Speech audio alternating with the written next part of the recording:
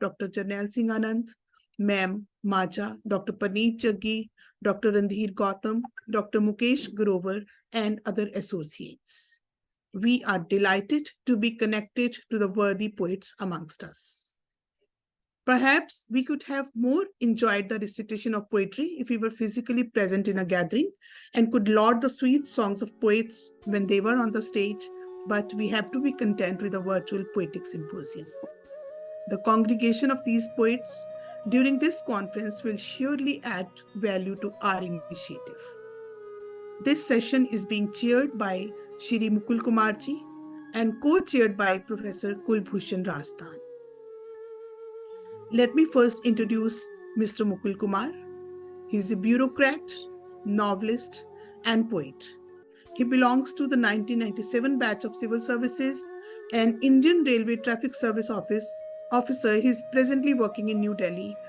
He has studied humanities in Delhi University and public administration at Indian Institute of Public Administration, New Delhi. His written works include 3 novels and 2 poetry anthologies.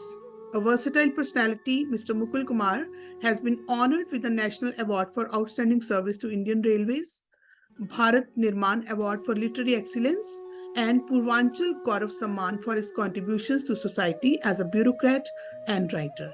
I feel privileged to request Mr. Mukul Kumar to say a few words and present his poems. Mr. Mukul Kumar. Sir. Good evening, everyone. And at the outset, let me extend my heartfelt thanks to Azad Foundation in general and Dr. J.S. Anand in particular for giving me this platform to get connected with my audience and share my views on poetry and recite my poetry as well. Well, the theme of this session, World Poetry Conference, is poetry is the last hope of mankind. I think it echoes my sentiments as a poet, what I have come to feel over the years since I started writing poetry. Like poetry, I believe it is a song of soul, and when a poet sings that song of soul, that becomes the voice of the humanity at large. And somewhere I feel that it fosters the collective conscience of society. It preserves the human values. It helps society preserve the human values that are so very crucial for not only the sustenance of the civilization, but the evolution of the civilization, and helps it becoming more and more humane with time. So, and here I think I would like to share the views of the famous war poet W.H. Auden, because you can just imagine his sensibility. He lived in those war times, First World War and Second World War, and how that tragic events of human civilization must have impacted his sensibility. What he has to say about the poetry. The primary function of poetry, as of all arts, is to make us more aware of ourselves and the world around us. I do not know if such increased awareness makes us more moral or more efficient. I hope not. I think it makes us more human. That is exactly what I was telling. It helps us, the society becoming more and more humane, makes us more human, and I am quite certain it makes us more difficult to deceive. So, World Poetry Conference is doing a wonderful job in effecting such assembly of the great poets, great writers, and I think such assembly does go a long way in fostering the collective conscience. Now, I'd like to share a couple of poems. My first poem is Afternoon. This poem explores the theme of unfulfilled desires and aborted dreams. I think there is some problem in the connection network, I believe.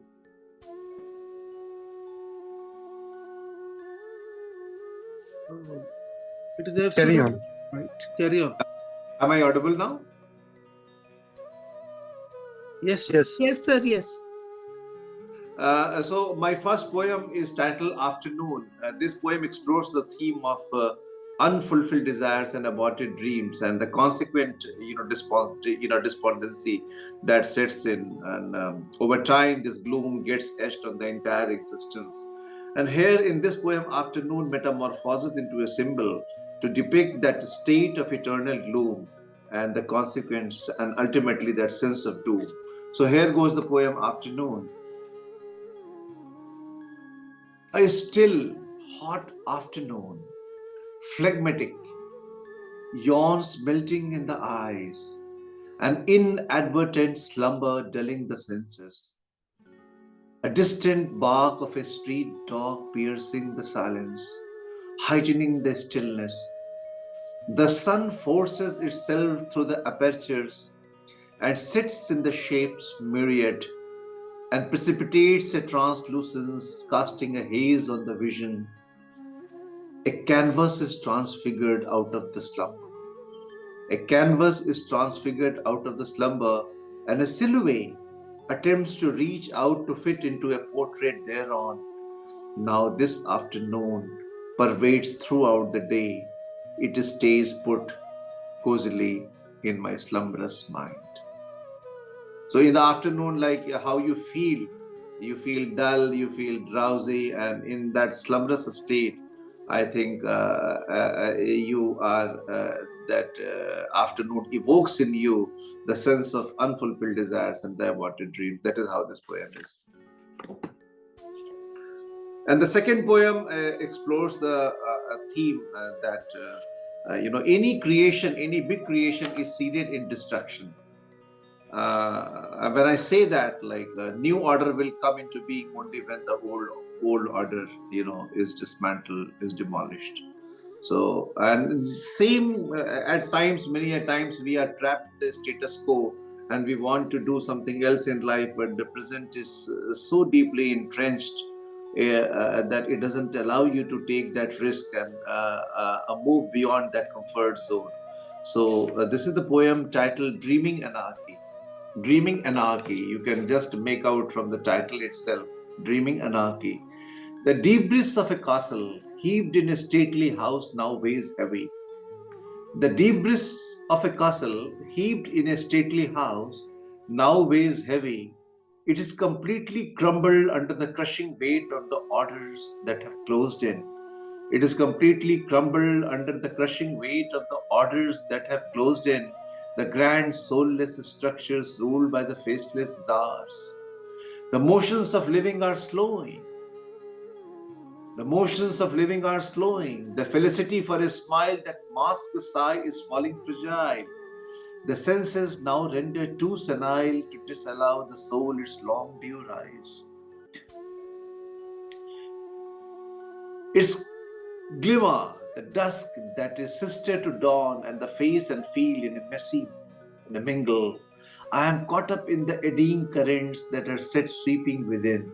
I am caught up in the eddying currents that are sweeping within.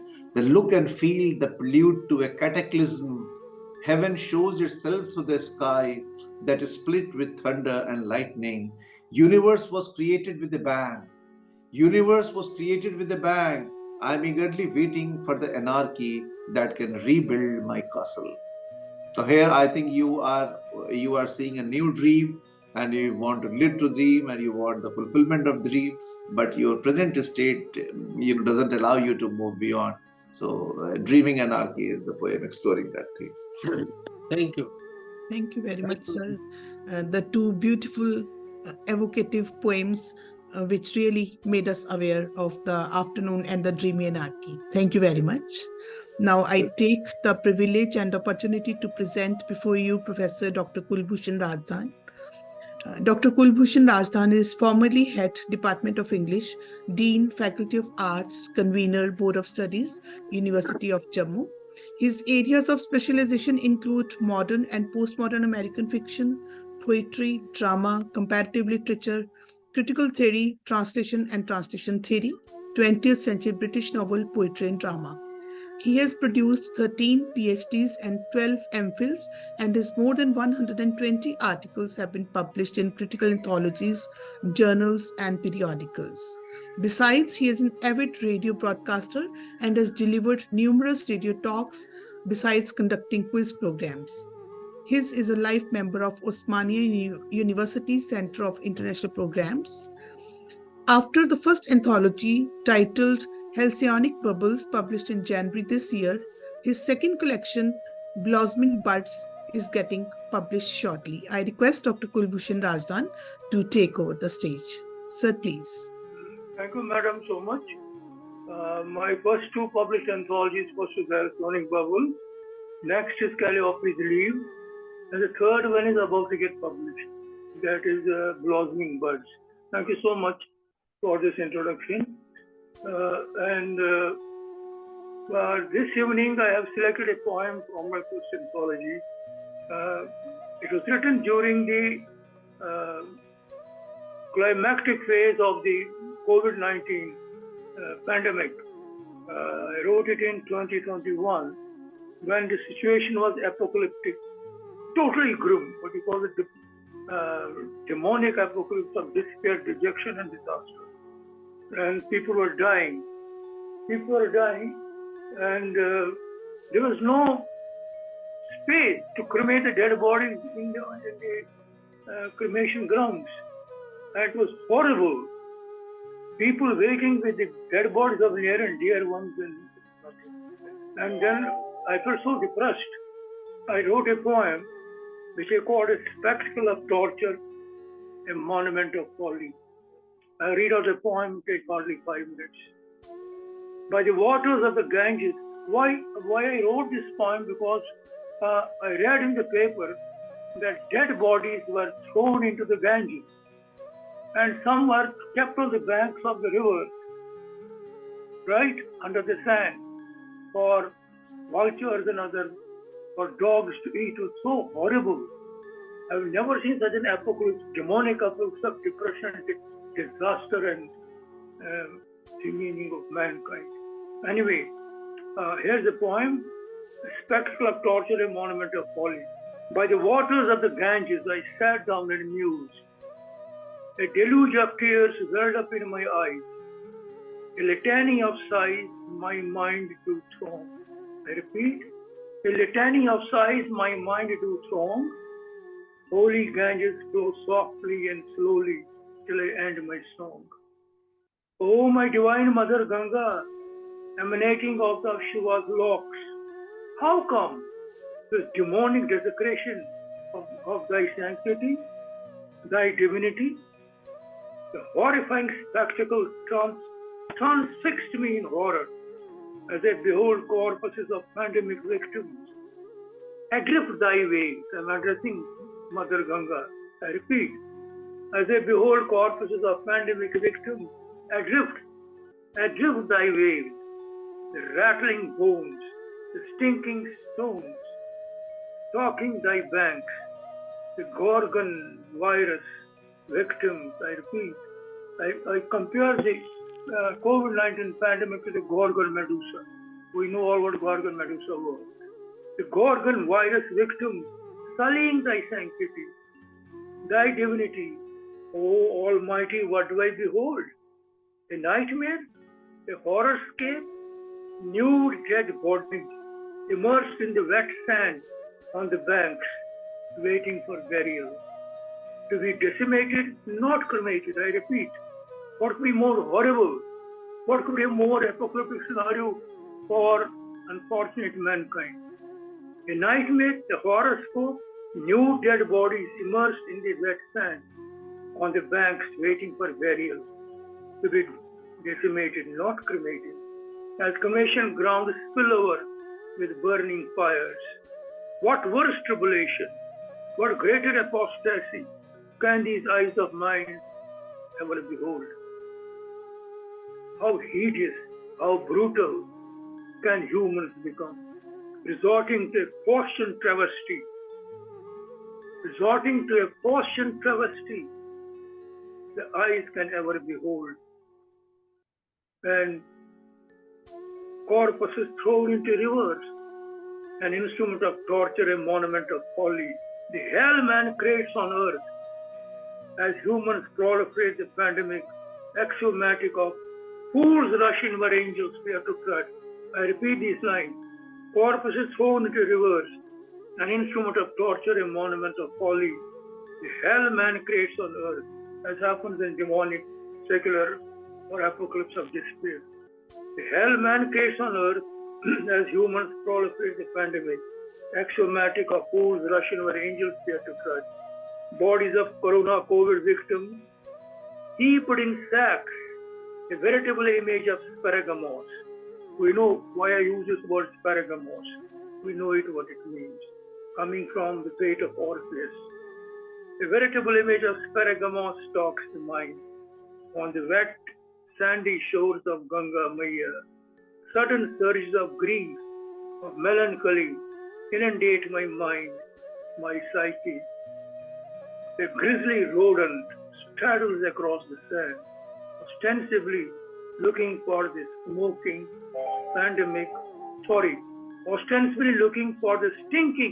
pandemic corpus. Thank you so much. I read this poem, or if I'm allowed, I can read a very brief poem. Just 2 minutes it will take. This is a young woman lover who is waiting for a young woman in love, and she's waiting for a lover. An unforgettable poem, I call it. The voices of the lady.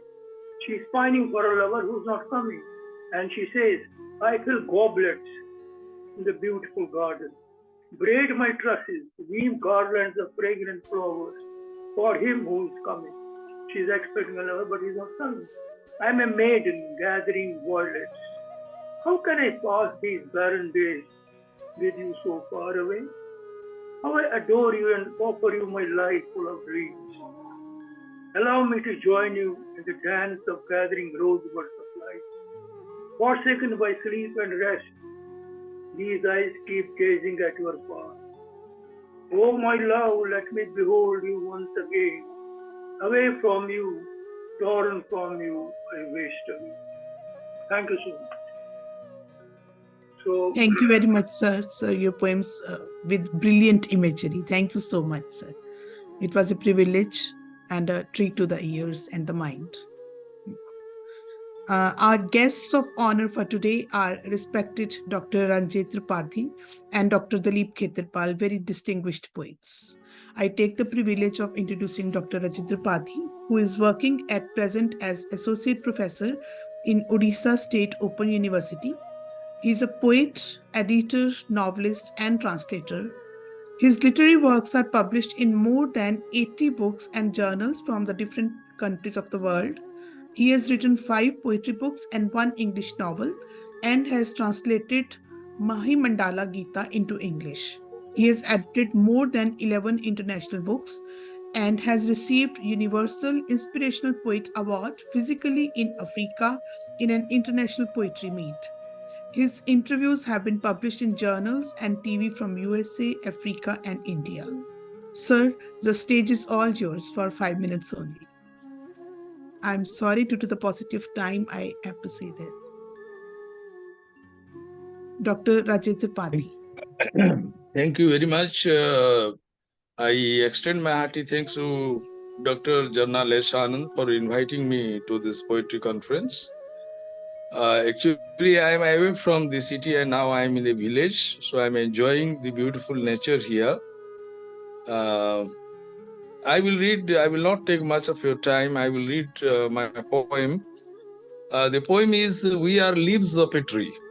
This is a motivational poem. Does anything belong to us, then love? Does anything belong to us, then love? If you cry you are alone, love is gone. If you cry you are alone, love is gone. Together the trees grow, the forest is known. Together the tree grow, the forest is known. The red tulips and roses bloom in morn. The garden exalts eyes in communion sweet. We move in the streets for others to meet. All the doors of the world open in the day. All the doors in the world open in the day. People hurried and worried for works find their way. A band of women rambling a song greet the bride. A band of men rambling a song greet the bride. kindled joy like new washed babes looking bright. Tears of river in graveyard from all eyes nimbly flow. All are my mothers. All are my mothers, sisters, brothers, and lovers. I am the king of love in a beggar's throne. I am the king of love in a beggar's throne. The value of it in every inch in my, the value of it every inch in my rejoice. I become a child with children, a flower with flowers. I become a child with children, a flower with flowers. I become a sweet tune in the flute of my lover. I walk on every road that goes nowhere but love. Another name of life is love from which I am born. Another name of life is love from which I am born. My tender ears like scent from the stalks of the corn. My tender ears like scent from the stalks of the corn, basking in each other's heart, basking in each other's heart in every autumn. Words of pearls from lips and varied store. I see us both in a rhythm of sweet chorus in sweet. I see us both a rhythm of sweet chorus in sweet voice. This is my poem. This is a motivational poem. Thank you, Professor Janal S. Anand, for inviting me to this poetry conference to read one of my poems. Thank you, everyone. Thank you very much, sir. It was a wonderful poem. Thank you very much. Now we have Dr. Dilip Khetarpal as our guest of honor. Dr. Dilip Khetarpal is an author, poet, critic, reviewer, editor, short story writer, and columnist, former academician and administrator too. He has published 12 poetry anthologies and one book on medical science and religion.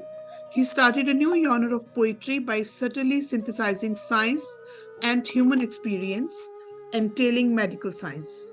Poems are so psycho-psychic in nature. Besides, he won international acclaim for shifting his focus towards wider desultory areas of life like psychological aspects of man-woman relationships, spiritual love, sex, deceptive myths, mysteries of life, human soul, and God, all done with a psychological touch. He was conferred Excellence Award by various literary organizations for outstanding accomplishments in the chosen field. Currently working as a reviewer, critic, poet, short story writer, columnist, and the editor-in-chief of the Poetry Society of India, and also the co-editor and columnist of Contemporary Vibes, the refereed journal of literary criticism and creative writing. I request Dr. Khetarpal to provide us with the privilege of reciting his poems. Thank you very much. Am I audible to you? Yes, sir. Yeah. Anyway, thank you very much. First of all, I should thank Dr. Jia Sanan for inviting me to this platform. Great platform consisting of great poets, intellectuals, aesthetes, and many more. And it's a great opportunity for me also to have an opportunity to be here among all of you today. Now, we were talking about poetry till now. There's no complete definition of poetry. No one has been able to define poetry comprehensively.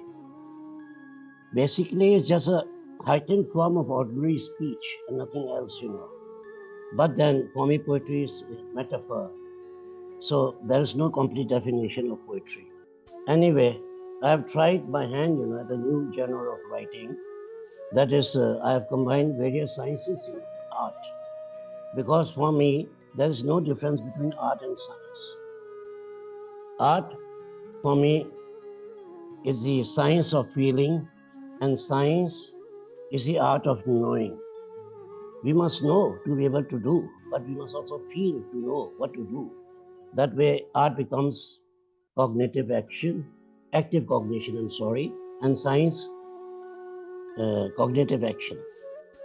When we say that this universe is material, we simply mean that all phenomena have an underlying unity, underground connections in the form of certain causes, which have an ultimate homogeneity called matter. This is the first assumption of science. The whole history of science, in fact, consists of the discovery of these connections and their demonstrations through various stages of experiment.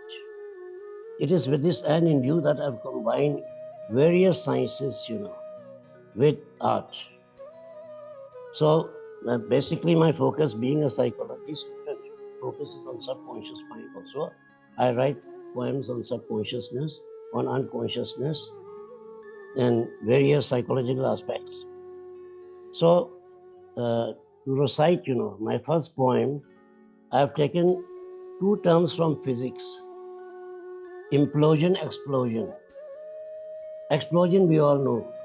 Implosion is something that, collapses within, silently, inwards, without any noise. That is implosion.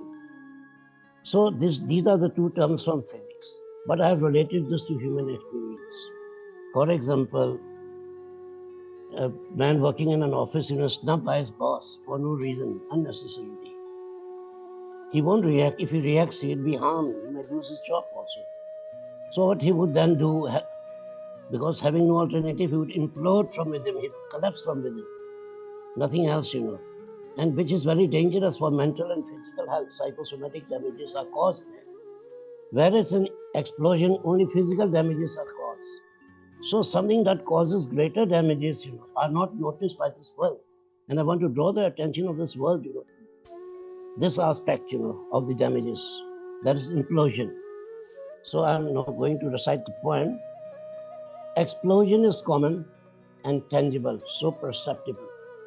Implosion is more common, but intangible, so imperceptible. Man's unwise speech or subvocal articulation, resulting in aphasia, resulting further into repeated sorrows and agonies, often build up pressure in his psyche, frantically struggling to rush out. Loquacious eyes try to release them, but are still a poor outlet. Man also comprehends not the subtly rich, deep, and complex language of eyes, while blockage of strong passions and emotions leads to painfully silent implosion, release to often feuding explosion. If you speak out everything, you're likely to be sued also. Anyway, implosion unseen begets losses, often psychosomatic, physical and mental both. Explosion seen begets losses, often only somatic, that is, only physical damages are caused. Pathetically, man's acute organic syndrome and low level of consciousness is conscious only of the visible, of the lesser, and not the greater dangers mankind is beset with. Our vision needs revision, our insight, deeper sight, to open human ears to the inward groan and excruciating pangs of the writhing humanity, and dispel its quietly gnawing pain to save it from its impending cataclysmic end. So this is a poem based on physics, but related to human experience also. We implode, all the time, and the whole day sometimes, when, we have some unpleasant experience. Then there's another poem which I have related, with computer. Again, this is also, but it is not devoid of imagination and emotion, because, unless there is imagination and emotion, there can be no poetry. So can man ever remain a man is a topic. When I am a throbbing, pulsating, feeling, and full-blooded creature, why hook up my thoughts and emotions to the social keyboard? Can the software of my psyche run on the social machine? Pathetically, a mechanized society has installed in us a social software that works in sync with fixed modes and codes, robbing man of his innate complex beauty, squeezing out all human nitty-gritty from his psyche. Unpredictable changes in the sun, the moon, the earth, the entire nature are often wrought, but conversely, man is quite predictable and can be to a certain extent taken for granted. It is good to be predictable for certain moral and eternal values, but bad to be predictable for some. Preconceived notions that should be unwholesome are now wholesome, reducing life to mere mathematical rules, wherein rule, example, rule is nothing but a mule. Mankind that should be infinitely complex and unfathomable has lost all his glory and aura of mystery. Bereft thus of true human attributes, can man ever remain a man? Or can he shed all socio-mechanical gestures and survive on the freak of his own instincts and impulses? So this is a question which I asked. This is the end of the poem. And last, very short poem on subconscious mind of man. The poem is titled Painful Reticence, that is silence. Woman defeats man with a simple indifference. She enjoys his discomfiture and feels triumphant by keeping him on tender hooks. But her resident suspends him on the abyss of excruciating curiosity. His frantic anxiety to know the cause and cause of mysterious silence hounds him like a man vexed in a haunted house or chased by a bloodthirsty hound. How a trivial gift of silence can torture man shows only his folly and his dysfunctional mind. He can bear all tribulations on earth, but not the torments of woman's silence or sphinxy looks. The mysteries of the whole universe thus seem to be compressed into a semblance as follies into that of man, under whose skillful pretensions reside his uneasy and restless calm. But even a wise man who experiences not this turbulent calm and ceaseless resonating heartthrobs is also not a true lover. So this is the poem. It reflects the subconscious mind of man, how woman reacts when a woman is silent. Unnecessarily also. So thank you very much, sir. for your Thank you very patience. much, sir. I don't know how you liked it, but it is different, from ordinary conventional poetry.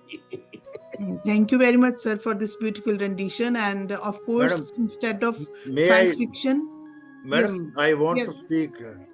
I want to raise a point of order with Dr. Anand's permission. Now, the point is, this is a world poetry conference. And I have not played truant on any of the 3 days. The third day I'm attending. I've been very fortunate in doing that. And I had heard so many poets. Now, one thing I want to say is that we are here basically as poets. So when the bio details are given, it should focus only as a poet, not whether I have been teaching Illinois University or Punjab University, or whatever other doings. Secondly, because we are insisting so much on time-bound recitation of 5 minutes, and I think the anchor is almost feeling embarrassed to repeat it again and again to everybody. But still, some of us are not able to keep to the line or the Lakshman Rekha that the anchor draws for us. Thirdly, when I am reminded of one small incident, I'll just tell you a story. A dancer, am I audible? Yes, sir. Yes. Yeah. We can hear you. A dancer presented a dance on the stage. After she finished the dance, somebody got up and said, "What was the dance about?" Now the dancer said that if I had to tell what the dance is about, I won't have to dance it on the stage.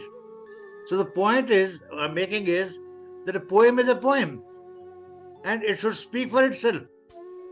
I mean, John Keats or T.S. Eliot should not be telling us what this old man with his love song of J. Brock is about, or how it was triggered, or how Keats was sitting in a garden and wrote the poem Nightingale. But the point is, we should, it's my appeal and request to my fellow poets, we should avoid the background, whatever the situation that arose, because the poem ultimately is a work of art.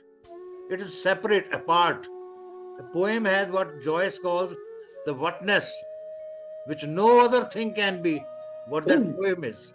So these things, I think, maybe very biodata and time-bound narration, and this thing that the whatness of the poet, of the poem, the work of art must be honored. There's no need to give any footnotes or any kind of background. I mean, we can avoid that so that we have more poets that we are able to listen. Yes. That's my request. Of course, Exactly. sir. Thank you very much, sir. Very Thank well you. said and timely also. Mm. Yes, sir. Thank you very much. After this So science, now, Shuminder, don't take much time on anybody. yes, Just announce the name and let the people come. yes, sir. After this science verse, we have now Dr. Akshay Kumar Das with us, who is a published English poet with around 50 anthologies published so far. Oh, okay. And I invite Dr. Akshay Kumar Das to recite his poem. Sir, just one poem if possible. Yeah. My poem is Poetry is the Sister of Sorrow. The poem starts, the sister of sorrow sings the plight better. In a poet's eye, sorrow turns into tears. Pain and sorrow turn the lines to empathy, creating vibes of sympathy. Pain and pleasure, two sides of the same coin. Pain writes a long song of sorrow with pleasant tunes, echoing the melodious notes. Poetry scripts the musical beats. Life faces the daily course, surfacing the woeful pictures, strikes a balance in resolution, comforts the sorrow in transition. This is my poem. Thank you. A very short poem. Thank you very much, sir. We are obliged. Thank you. Vipasha. Our next poet is Bipasha Majumdar, who is an assistant professor, and her poems have been featured in many reputed journals like Literary Voice and Indian Literature. And I request her to make her presentation. It's a delight to invite her for rendition of her Am I poem. audible, ma'am? Yes, ma'am. Yes, you are audible, ma'am. Okay. Today I have selected some of my haiku to render here.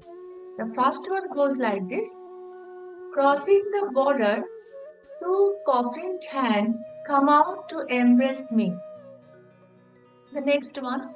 Spring war front, the soldier's heart retreating to his fiancée. Next one.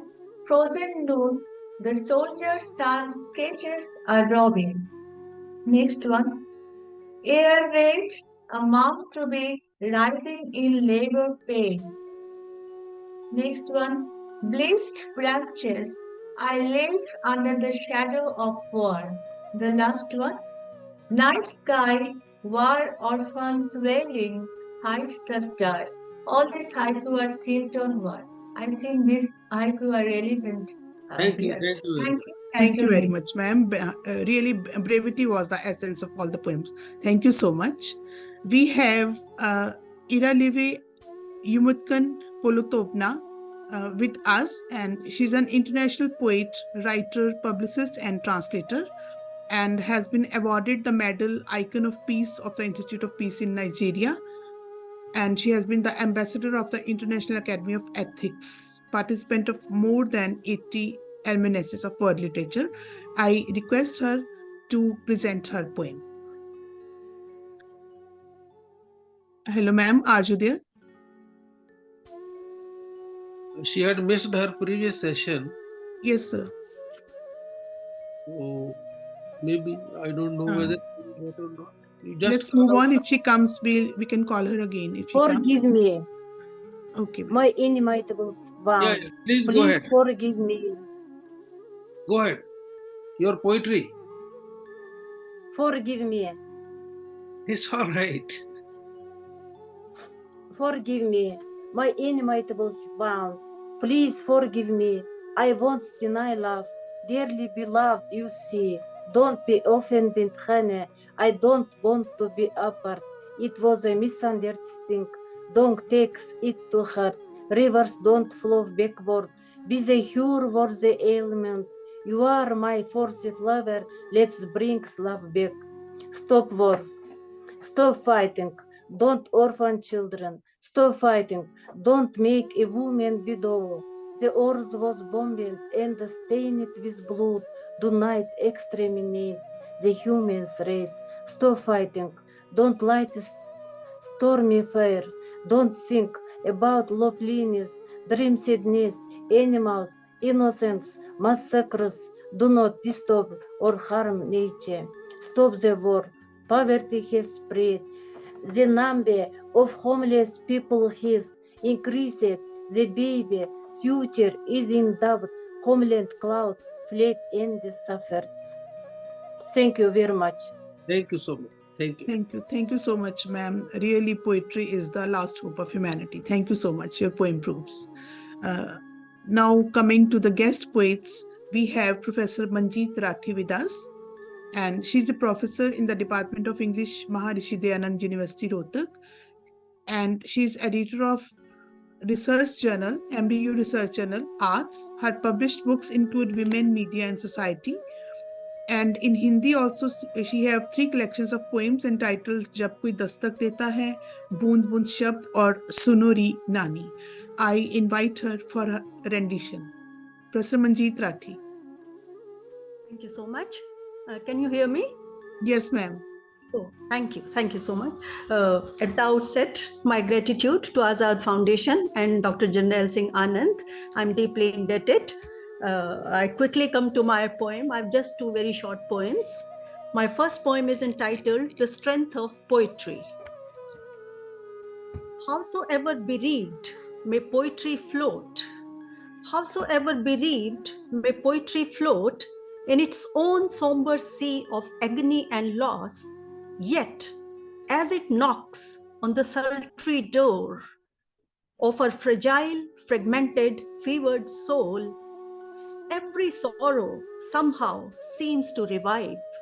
Every sorrow somehow seems to revive its latent strength to struggle and survive.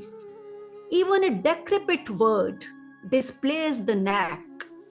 Even a decrepit word displays the knack to carry on its senile, double-bent back a heavy, musty sack full of contempt, of trauma, stigma, rage, and rent.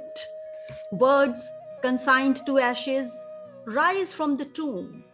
Words consigned to ashes rise from the tomb as if to seek justice for every ache and wound. What seemed beyond repair begins to heal. What seemed beyond repair begins to heal. Life acquires new motive to strive with zeal. How vivid threads of poetry unwaveringly weave. How vivid threads of poetry unwaveringly weave the last hope of humanity in times of siege. The last hope of humanity in times of siege. Just very short poem, 2 stanzas if you allow. Otherwise, I can leave here. It's okay, ma'am. Okay, thank you so much. Should I or should I not? Yes, ma'am. Yes, you can Okay, take your thank minute. you so much. Okay. Just 1 minute, not more than that. The title is My Refusal. I refuse and repudiate to survive in your image, to follow your footsteps, to grow in your shade. That's all I had unwittingly uttered. That's all I had unwittingly uttered when the thrones of power began to quiver. The regimes of culture issued a decree. The uproar of decorum lost its luster. It sent into stupor families' cherished sense of honor, public's popular plank of morality, state's treasured sanity of legislature.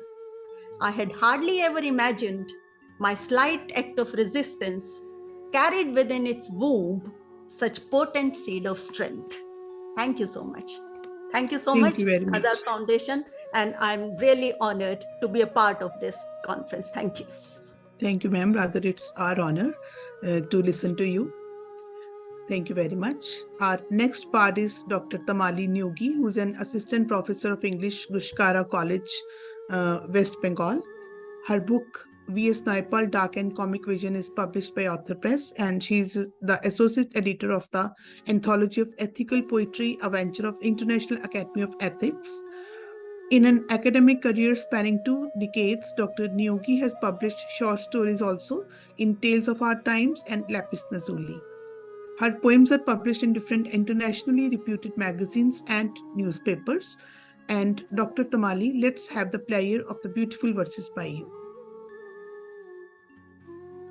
Dr. Tamali Nuki, are you there, ma'am? He was here. Dr. Tamali? Thank you, dear ma'am, for your kind words. Am I audible? Yes, ma'am. Yeah. We can hear you. Thank you, ma'am. Dear friends, the poems I'm going to read here today will be part of my forthcoming maiden anthology. The title of my first poem is Shakuntala Sings Peacefully. Remembering Ulupi and Chitrangada, the lone woman's positive demeanor, I doubt, if not loneliness, a disease of modern world, byproduct of individualism, a substance-based disorder. Shakuntala sings painfully. Penelopean loneliness is unknown to her. Connected with the whole world, yet more alone than ever. No. Postmodern loneliness is as unparalleled as Sisyphean. Just find one who doesn't suffer from existential loneliness as our Atlas. Away from mother, forsaken and lonely, dies Photic heartbroken. A deep, even deeper longing to return home. But who is there to understand? He sees. The little boy is granted perennial leave. Loneliness nurtures Opu when wrenching poverty freezes Durga's heart. Suffering of each is unique that way. Na. Devdash, Charulata, or Binodini. How many more to name? Literature and history present a procession of lone men and women. Different suffering, different contexts, piercing flesh and bone, as if feeding a raw mind unprotected to the scavenging birds on mountain tops. The eagle itself, Prometheus's immortal liver. Yet some wither away, some bloom. If the world is what it is, to combat the malady, is the rule floating, not sinking, my dear? Well, the title of my second poem is The Show Must Go On. He hides himself behind the layers of skimming darkness, sullen skies, and fights for what he believes is the right course. The epic poet influences you to see only deceit, and not that the son of Lankesh is the off-screen emperor. Here's the finality of our tragedies. Wasted lives bring to light the secret conspirators, the Soto Peche. Like you, Meghnad the victim, lost in the dark intimacy of the hall of oblivion, the glory of the inarticulate abundance. Why, if not for talent, the epical heroes draw the map of your downfall? The king cuts the thumbs of the architect of the monumental Taj, and the mute workers don't blame the empire. The white employees unsparing. Time, thou have heard the cries of Bengal's weavers. You, the consort of the favored, the one-sided betrayer, now please hide yourself behind the blood-red muslin, ignoring at least once the size of the royal fortunates. The proud possessors of matchless digits. Here, Eklavya comes forward to remind me talent is sometimes misnomer. It is threat. So crazy attention-seeking self, beware. Don't flattery rings from time to time. Better to be lost somewhere in the backstage. Yet not enough. If they smell the kasturi, no matter you withdraw from the scene, take shelter in the world of clouds or under tumbling water, their arrows will pierce your hearts. Maybe safe in the shelter of flattery. I give up. Now those who are tongue-tied are in real crisis. God save us. Indrajit, thy brother Abhimanyu is killed too. But Parikshit is growing in his mother's womb.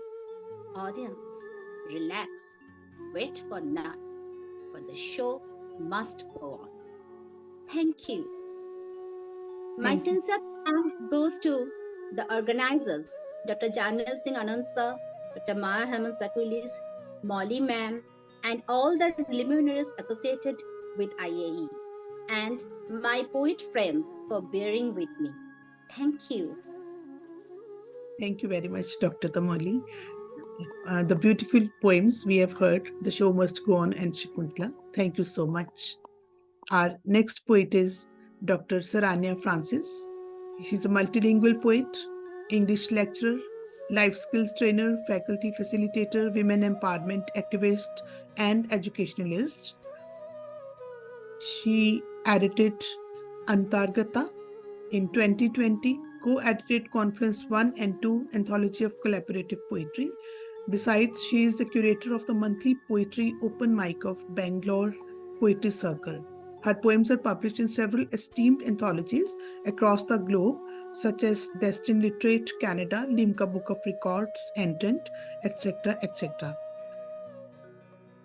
An accomplished poet, she is a recipient of Star Ambassador of World Poetry, Bharat Award for Literature, and Rabindranath Tagore Award for Poetry. Her most recent poem has been published in Sahitya Academy anthology, Vibrant Voices. We're delighted to have her amongst us. I request her to start with her presentation. Dr. Saranya Francis. Dr. Saranya, are you there?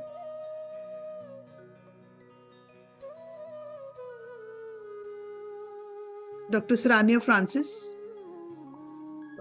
Sushminder, we should. पहला check कर लिया करो before you read so much. Okay, sir. Just check if the person is there or not, then say something. Go over to the next. So, we should move on to our next poet, Dr. Saroj K. Padhi. Sir, are you there? Yeah, first spot him, then. Dr. Saroj K. Padhi. Yes, he is there. He was earlier there. Yes, sir. Dr. Padhi is an associate professor of English in the government of Odisha and presently working at JKBK Government College. He has been writing poems in English and Odia since his school days. Till date, he has published innumerable poems in most of the leading journals of the country and abroad. He has penned and published 2 books of criticism and 11 anthologies of poetry in English. Let's have the privilege of listening to his rendition. Dr. Padhi. Please unmute. Yes, can you hear me? Yes, yeah, sir. Yeah, we can. Yes. Good evening, everybody. My gratitude to Anandji and all other concerned for this honor. So my poem is on the Konark Temple of Odisha. The title is Black Pagoda at Night. His overstressed, aging, condolite body, over time grown powerless and imbecile, stirs as stars cropping up high above try to retrace the lost link of sands awhile. Cracks in granite wheels clank and cringe as a half moon comes new ooze to impinge. Horses at halt look up in absence of whip as the charioteer Arjuna is inside in deep sleep. And the cold wind from Casuarinas of Chandrabhaga, the mythical river lost to live in ancient saga, of time's new elegy, does sadly harp on. As damsels on his walls wane and wail on, at acts of indignity on girls of new generation, drowning trumpets of elephants subdued by lion, A waning moon declines now on the firmament as he evades dark clouds in a fight vehement to meekly wink at his dim down drooping soul, with dancers, warriors, and lovers in their own, and sends shockwaves down the shrinking spine as all motives and reliefs for new body do pine. Through wellings of mid-air night birds in tears, piercing chest of the night with unseen spears, sad thoughts come flowing from the sea's heart about demise of Hanuman after his last brave act, and about acts of violence, horror, and bloodshed with which our common, silly daily life is overlaid. The lonely farmers who, betrayed by failing crops, gulp down cheap bottles of poisonous insecticide, anxious acts of college ragging and brutal homicide, of nightly drunken blind races along the marine drive, of misdirected lost youths without an urge to retrieve. It's too much now to bear these manacles of time. In vortex of bantering wind from the coast, sand and slime, as I silently move on to the dance mandap, where damsels emerge from walls with their anklets soft, sweet, rhyme, with a promise of release from the melancholic clime. Thank you. My gratitude to all of you, sir and madams. I'm really very happy to be a part of this All the great program. best. So nice of you. Thank you. Thank you very Thank much. you. So, do we have Mr. Charles Lipanda Matenga with us? Yeah, he is waiting. Charles. Mr. Charles, are you there? Charles from Malawi. Hello.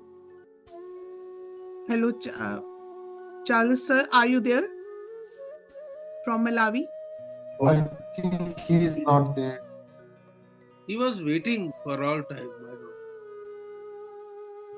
Ma'am, Kamar Sultana is there. Yeah, please go ahead. Kamar Sultana, ma'am, are you there? I think she's also not there. Just call out once again. Kamar? Kamar Sultana, ma'am? I think she cannot be there because She is not there. she's Okay. not there. Go ahead. Move further. Our next bard is Dr. Rita Chuk. Dr. Rita Chuk was there earlier. Yes, I'm here. Okay, welcome, ma'am. We have Dr. Rita Chuk with us, and she is world record holder and internationally recognized award-winning bilingual poetess, author, editor, social activist, international ambassador of peace, universal icon of poetry, recipient of several national and international awards. And she is president Weaving Dreams Hindi Poetry, social secretary Agman Delhi, founder member of Writers and Journalists, and many other poetry organizations. Besides, she has authored 2 Hindi and English poetry books and co-author of 46 national and international anthologies. I request her to go with her rendition. Ma'am, please. Thank you so much, Sushminder ji. It's my pleasure and honor to be here. And I'm grateful to Dr. Janel Anand Sarji for inviting me to participate in this wonderful program, World Poetry Conference. So here I go with my first poem, Passion for Poetry. My passion for poetry is innumerably great. To write poems is my favorite trait. Sitting up late in the serene night, I enhance my poetry in a delicious plate. Poetry is my first and foremost love. the heartbeat which will never stop. Weaving poems with beautiful thoughts, it gives immense pleasure and enthrall. Writing sweet pearls of emotions, it touches my heart with devotion. Words coming from my heart and soul makes a wonderful poetry as a whole. It flows spontaneously through my heart. Sweet rhythmic melodies it does impart. Look inside my soul. It has divinely merged. My poetry, my soulful passion, thus emerged. The next poem which I am going to recite, its title is Critical Crows.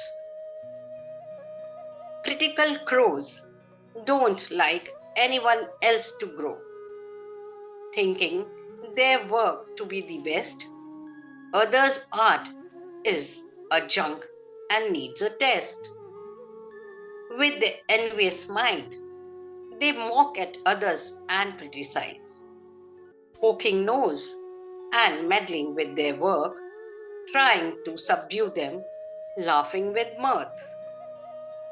Envy takes an upper hand.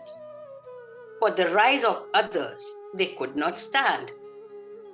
Asking them, how could they win? Asking them, how could they win? For they could not withstand their image to be dimmed. Presuming they are Shelley or Keats.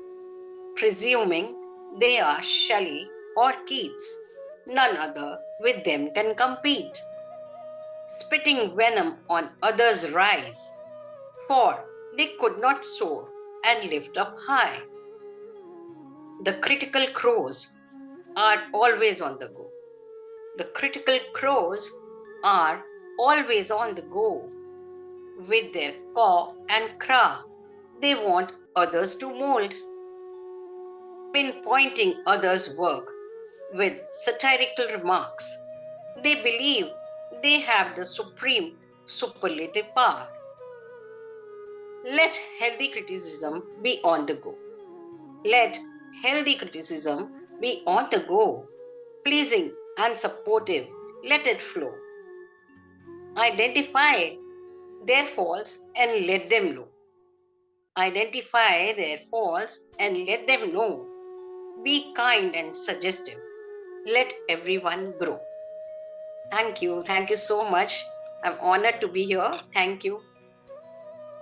Thank you, ma'am. Thanks for the wonderful poems. Our next poet is Dr. Savita Patil, Head of the Department of English in Dr. Babasaheb Ambedkar College, Ont. She has presented many research papers in international and national conferences, and her poems have been published in an international anthology entitled Feel With You and in other leading magazines. She is a creative writer and published her short story in Voices from the Society Volume 2 also. Moreover, she has 8 books to her credit. Dr. Savita, the platform is yours now. Thank you so much, Sushminder ma'am. And at the outset, I am thankful to Dr. J.S. Anand sir for giving me an opportunity to recite my poem. The title of my poem is Peace and Humanity. Peace and humanity are the pillars of human. Both words are interlinked and complementary to each other. Peace and humanity are found in nature and in saints' literature, but do we ever get it in human? Peace and humanity are velvet words, mere tool of show-off. The globe has its fate of hostile and violent mentality. Therefore, each one should adopt peace and humanity. Yes, let the nerves of peace and humanity flow in each personality. Shall I read second one poem?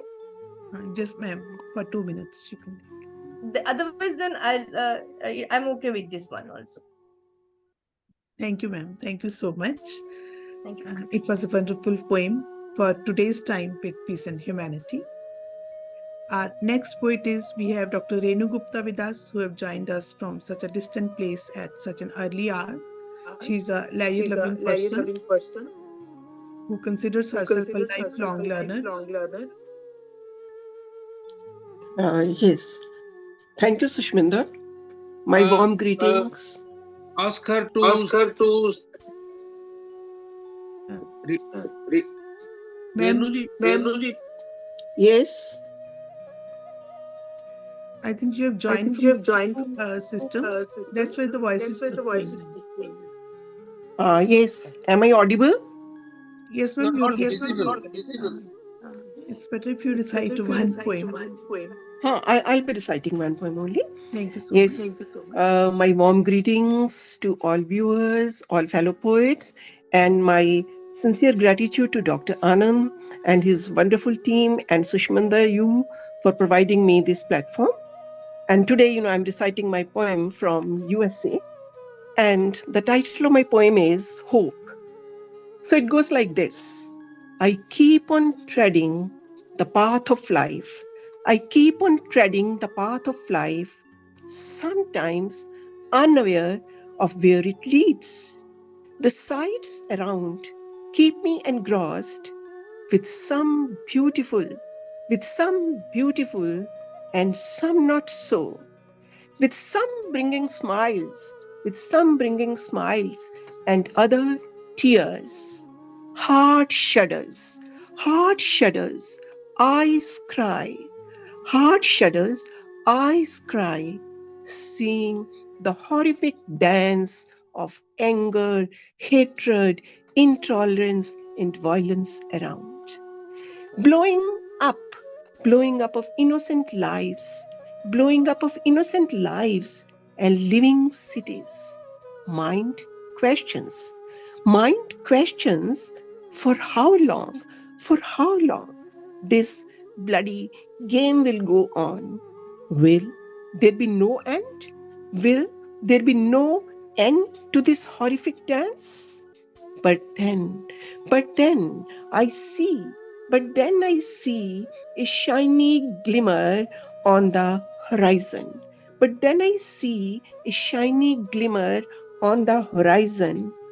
I hear two merging voices. Rise within. The first is of the human hope perennial. The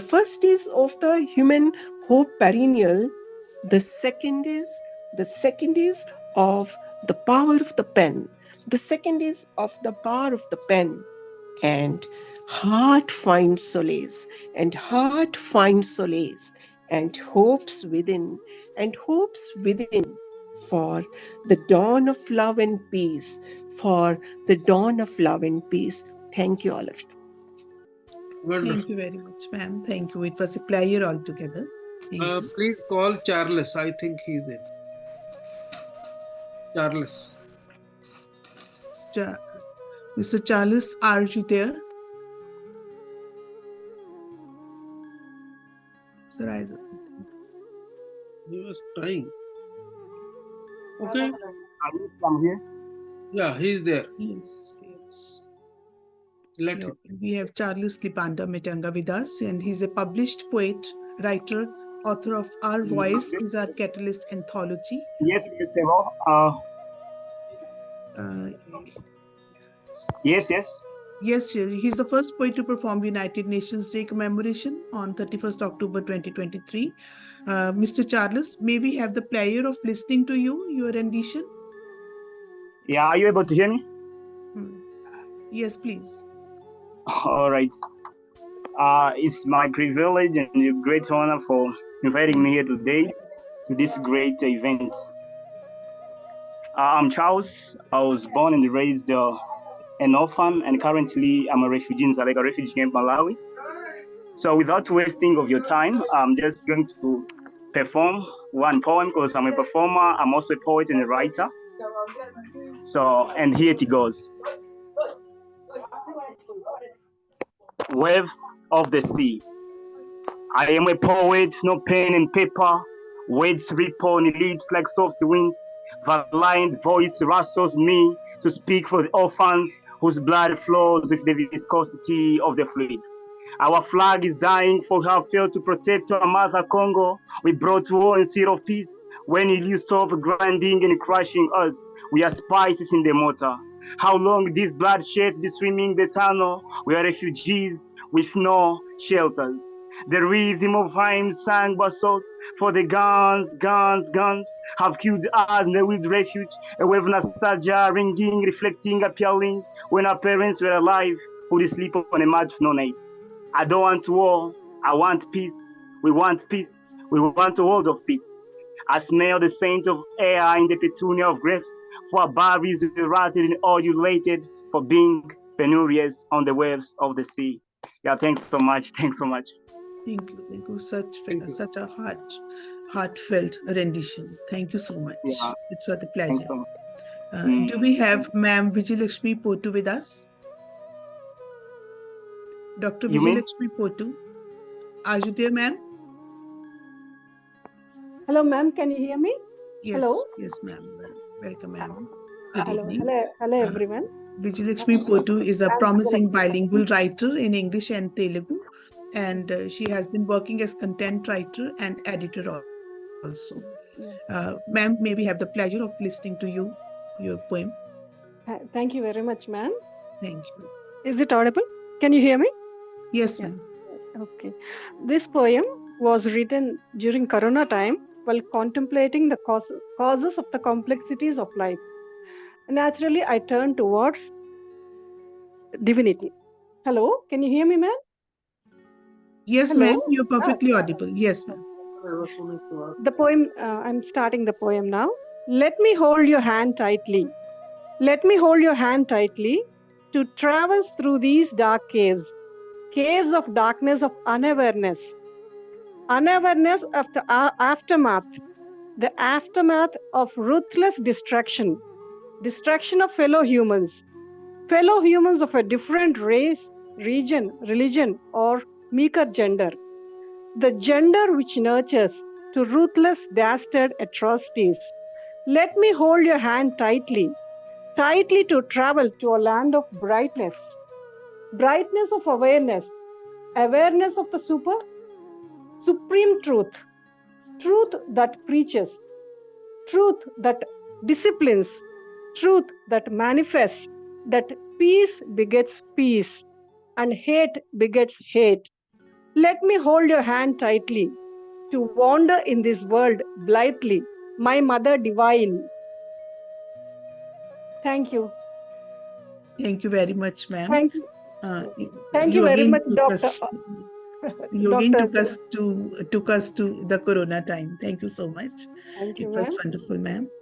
It's really a great privilege to be a part of this. Thank you, Dr. Janelle Anand, and thank you, ma'am, and thank you, everyone, for giving your time.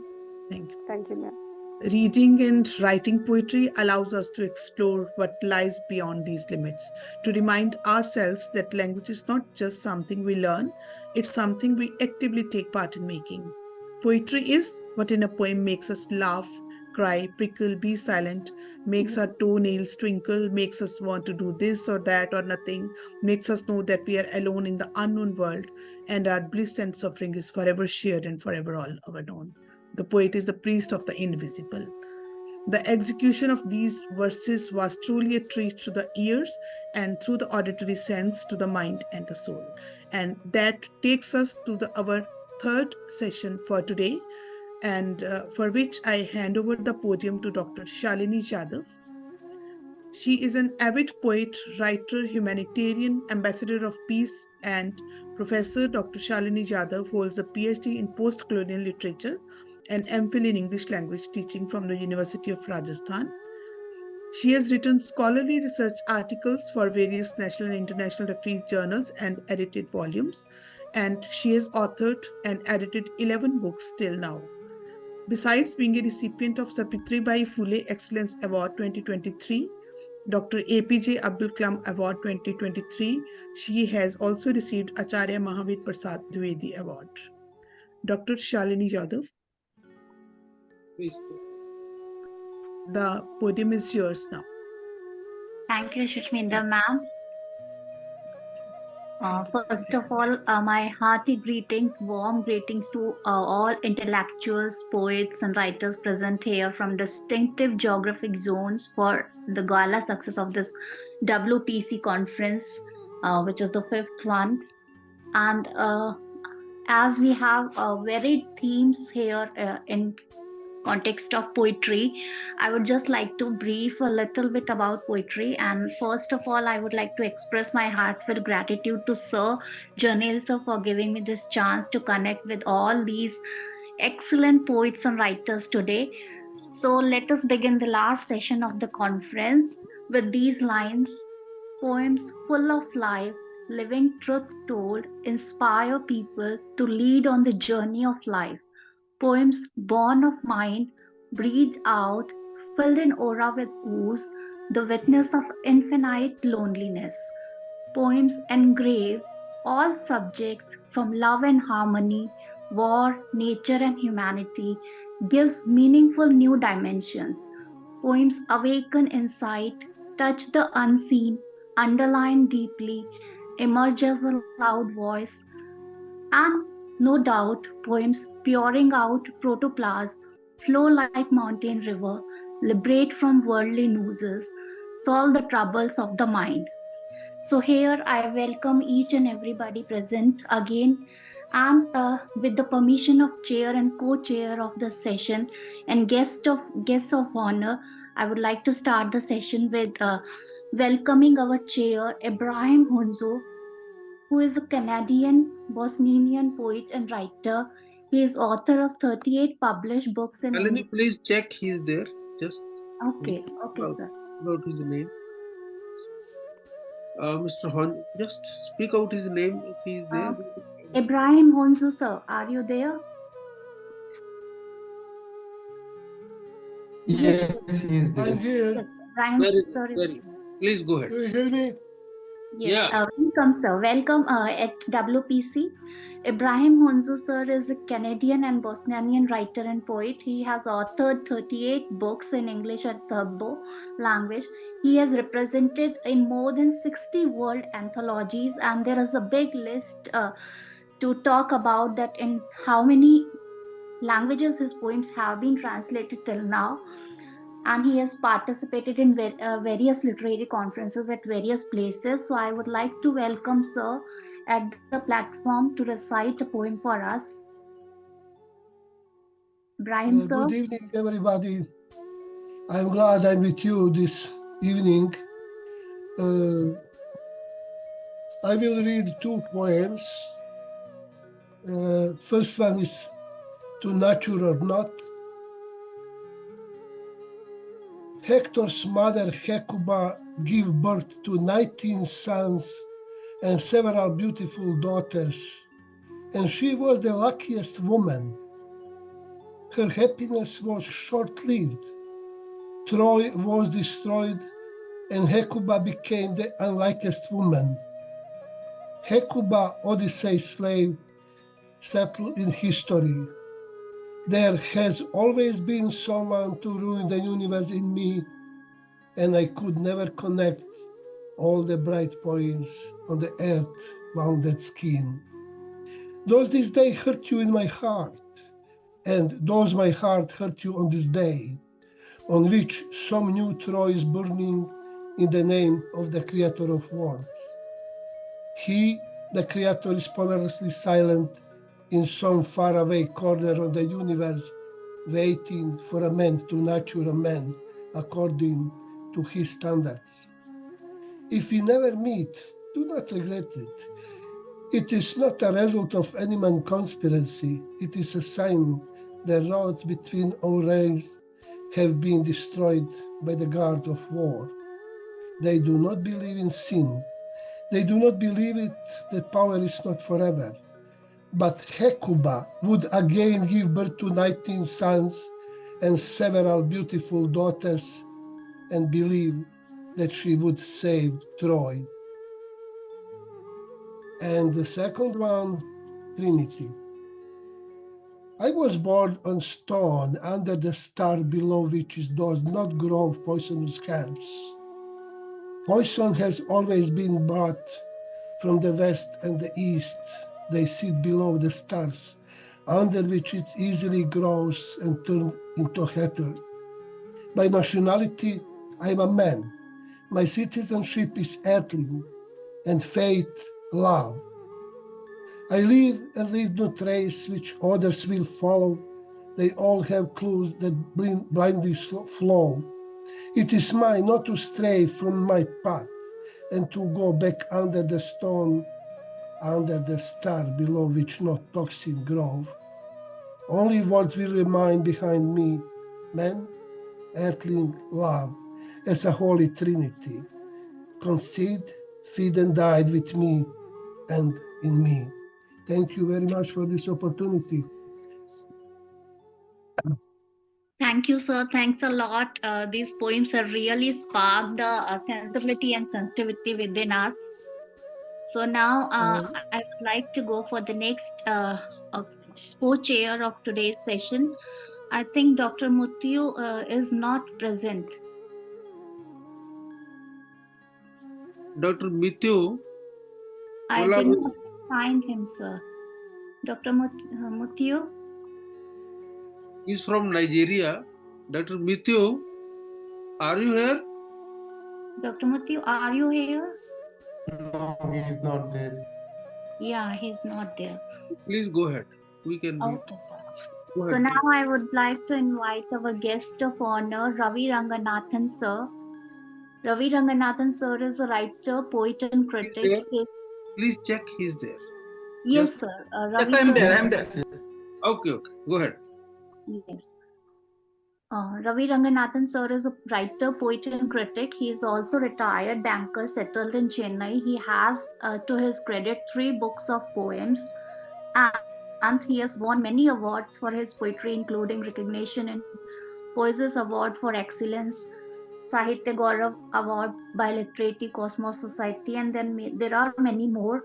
And he is also treasurer of Chennai Poets Circle, and he is a member of many other societies.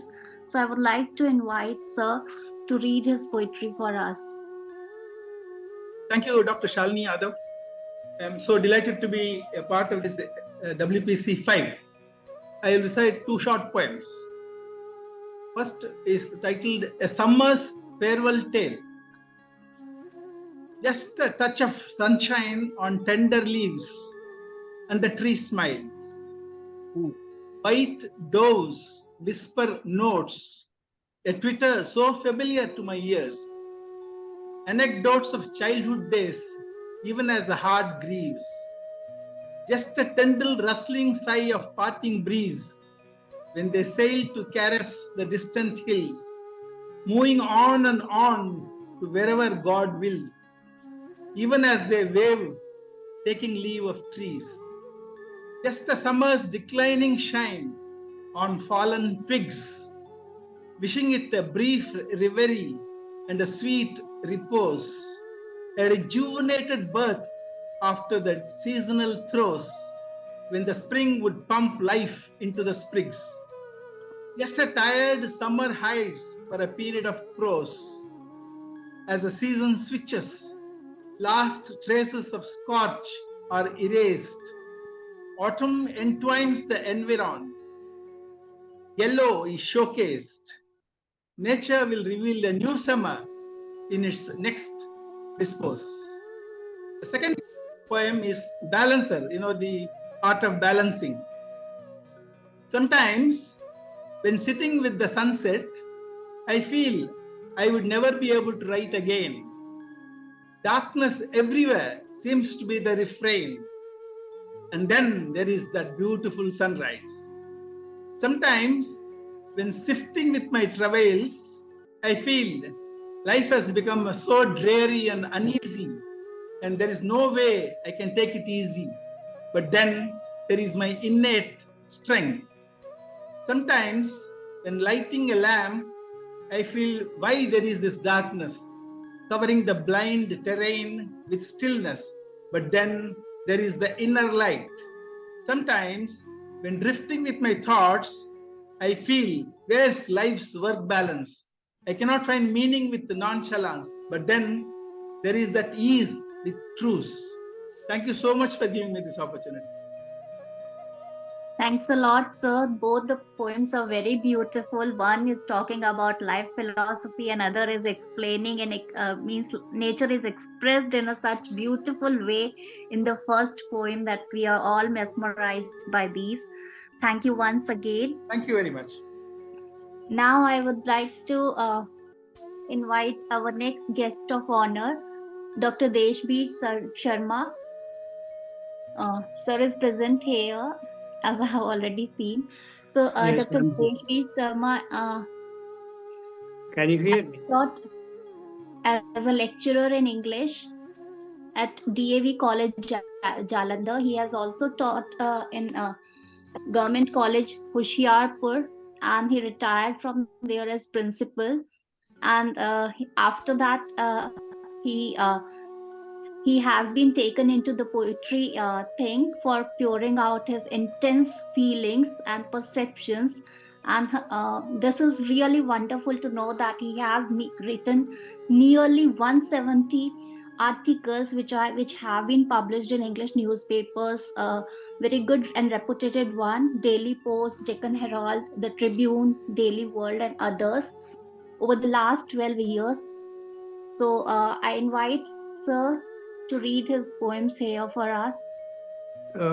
Am I audible? Yes, sir, very much. So, without going into any theorizing about poetry, first of all, I thank Dr. Janal Singh Anand for inducting me into such an illustrious galaxy of poets. And I shall go ahead with my first poem, which reads, Better Silent Than Vocal. Better silent than vocal, as long as you and I do in complete silence try to understand each other, things work out smooth. As long as you and I do in complete silence try to understand each other, things work out smooth. Issues and problems arise when we try to verbalize and defend what we say in order to have our own way. Issues and problems arise when we try to verbalize and defend what we say in order to have our own way. In eloquent efforts to know, we reach a point of clash. As either has a point of view which each guard, as a hen would guard her brood under her wings. The result is a skirmish in a place where none was due. The result is a skirmish in a place where none was due, because I defend my view while you think it null and new. Let peace be won. Let peace be won without a verbal tonnage. Let peace be won without a verbal tonnage, as words are not the tools that serve here. It is the silent readiness to agree and surrender which breeds love, warmth, peace, empathy, and a sense of thankfulness. So let us not talk to reach an agreement. So let us not talk to reach an agreement, because that can be better done without bothering the tongue. Because that can be better done without bothering the tongue, as a silence is more conducive. As silence is more conducive in matters that need understanding. Thank you very much. Thank you very much.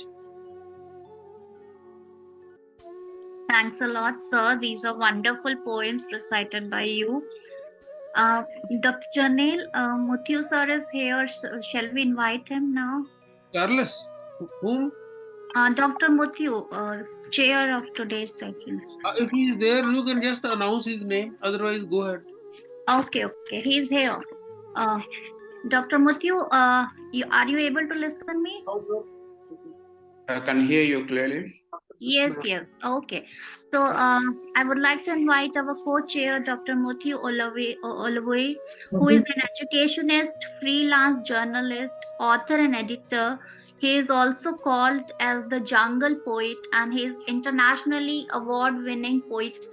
And he has also authored many books and received various awards in his life. And he's editor-in-chief for many newspapers and journals. So I would like to invite Sir to recite some of his poems here, one or two. Thank you so much for having me. This is a very important gathering of poets around the world, and I'm pleased to co-chair this forum with my colleague Ibrahim Onyo, who has been a very long-time friend in this field of creative writing and humanity. I have just only one poem, and this poem focuses on issues going on around the world. As poets, we're expected to project the society through our emotion. So here goes the poem. The title of the poem is Harmony's Renaissance, a poetic tapestry of hope and unity. In the tapestry of our shared existence, woven with thread of sorrows and hope, I stand before you, a humble poet of the symphony that echoes across land. In the realm where diplomacy falters and the heartbeat of hope grows faint, amid ethnic clashes and religious divides, humanity drifts on tumultuous currents. Gaza, a canvas painted with the hues of history, scars, and endless despair. Religious fervor and unyielding flame, yet within a plea for peace reclaimed. India, a land where a complex melody resonates, the discord of religious strife. In this critical hour, let unity arise. Harmony prevail over cacophony. Migrants traverse the heartache of Europe, while shadows cast by barriers rise in America. Borders and walls, stark symbols of division. Yet in comparison, a fragile life persists. Ukraine, entwined in a political ballet, economic trade woven with uncertainty. Powers might eclipse the bond of brotherhood, and diplomacy struggles against encroaching dark. Black Lives Matter, a universal cry against the insidious grip of racism. In every heart, a resounding call for justice. A tapestry of colors where all souls sail. From powerful nations to the feeble, exploitation's grip, a relentless vice. Equity and justice, a profound plea.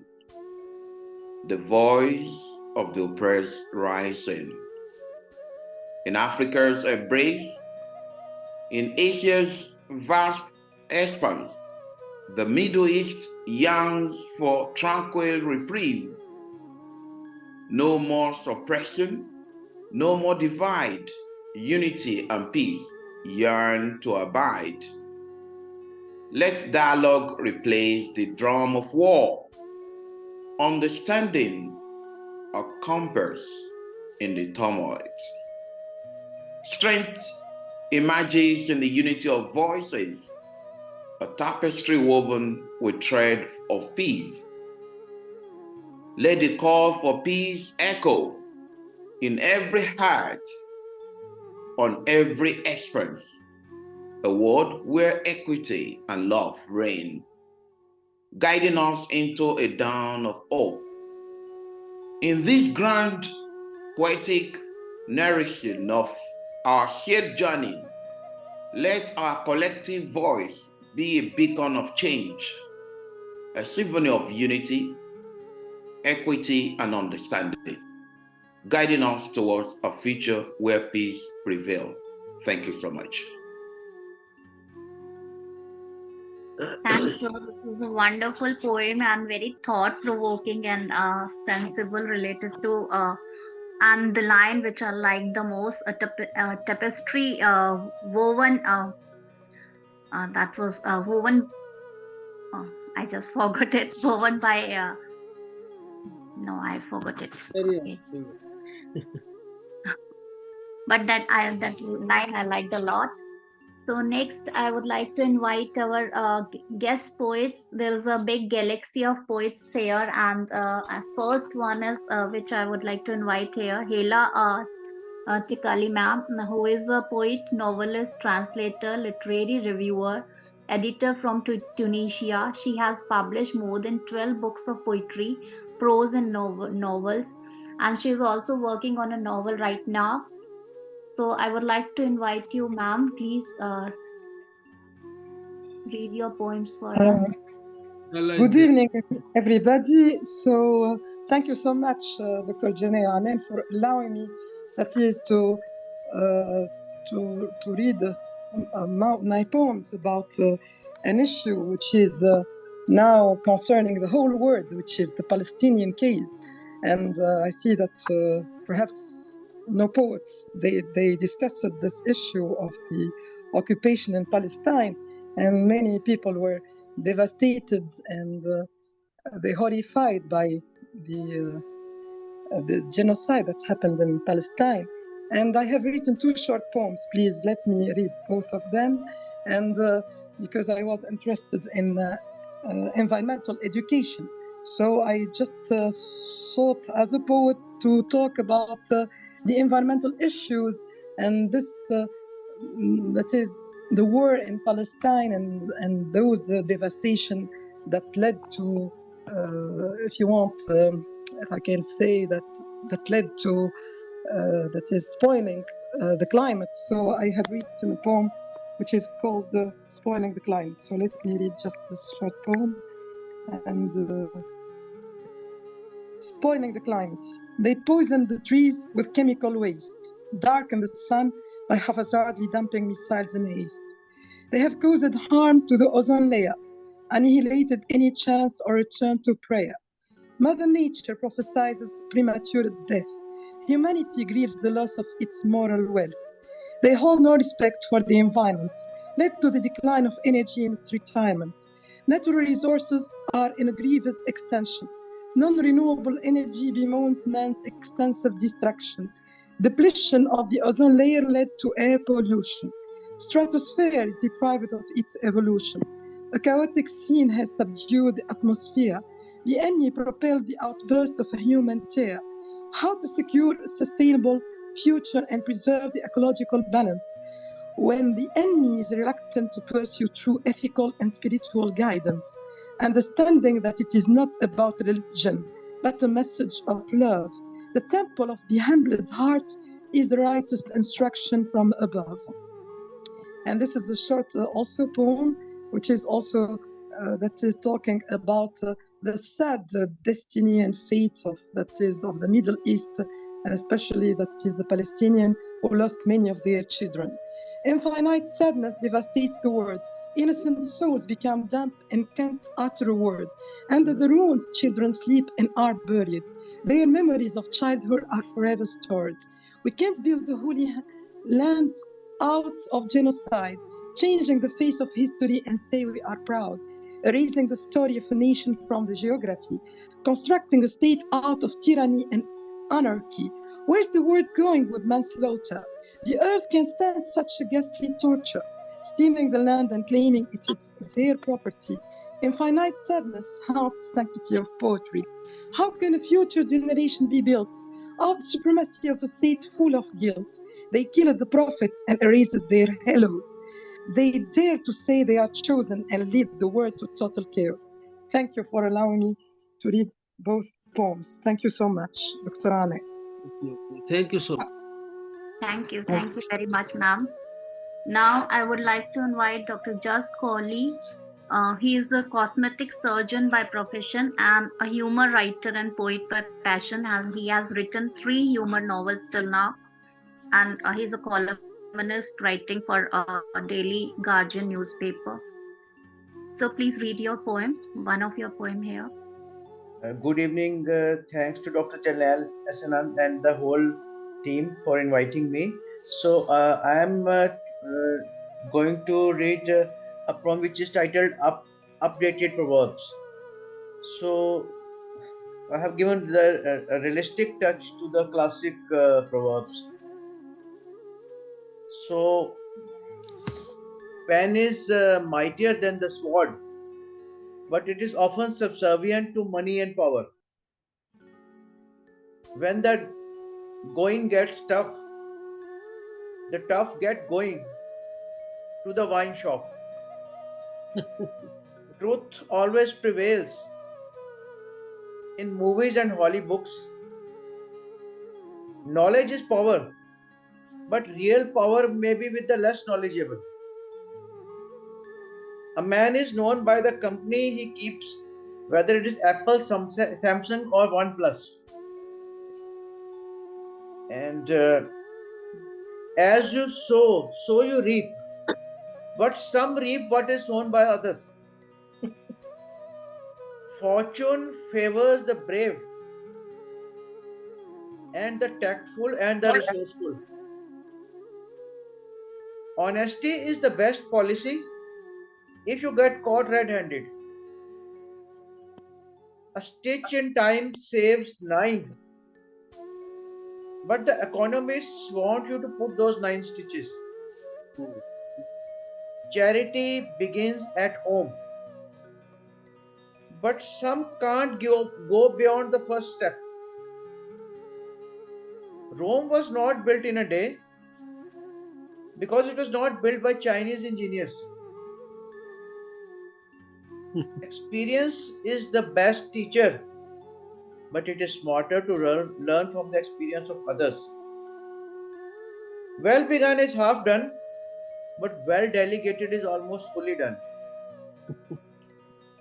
2 heads are better than 1, unless both of them are dumb heads. Beauty is in the eyes of the beholder, but some beauties make all the beholders fall in line. A bad workman blames his tools and sometimes his parents, government, or the country. God helps those who help themselves and those who help the ones in positions of power. Any publicity is good publicity, but please don't try it on yourself. Don't count your chickens before they are hatched. Don't count your chickens before they are hatched if you are prone to depression. Laughter is the best medicines. Yet no doctor mentions laughter in prescriptions. Even I haven't done ever so. You can never please everyone. This is for all organizers. You can never please everyone, even if you serve in silverware. And attack is the best form of defense. But nowadays, most enemies are hidden.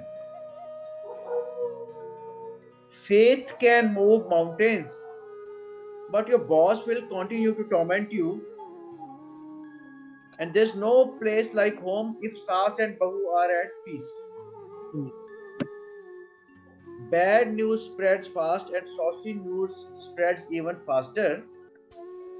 Don't blow your own trumpet. Tell your friends to do it for you. The early bird catches the worm. That's why it sings so loudly. The best things in life are free if we don't include the cost of water and air purifiers.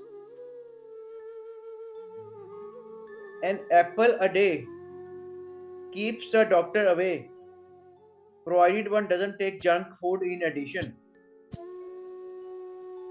A bad workman blames his tools and sometimes, it's a repetition, sometimes his parents, government, or country.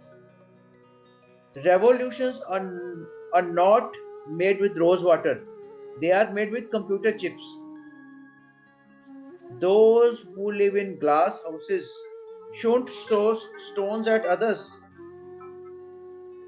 without insuring their house. Thank you very much. Oh, Dr. Kohli, here is one line from me. Okay. Add one line to what you have said. We usually hear barking dogs seldom bite. Barking dogs seldom bite. Okay. And I changed it to biting dogs seldom bark. Wonderful. Wonderful. Thank you. All the best. Dr. Excellent rendition, sir. Stand-up comedy session from you now. Next upcoming conference, we'll keep a stand-up comedy session especially for you. Okay, thank you. Lots of appreciation. Exactly, Dr. Kohli. Thank you so much.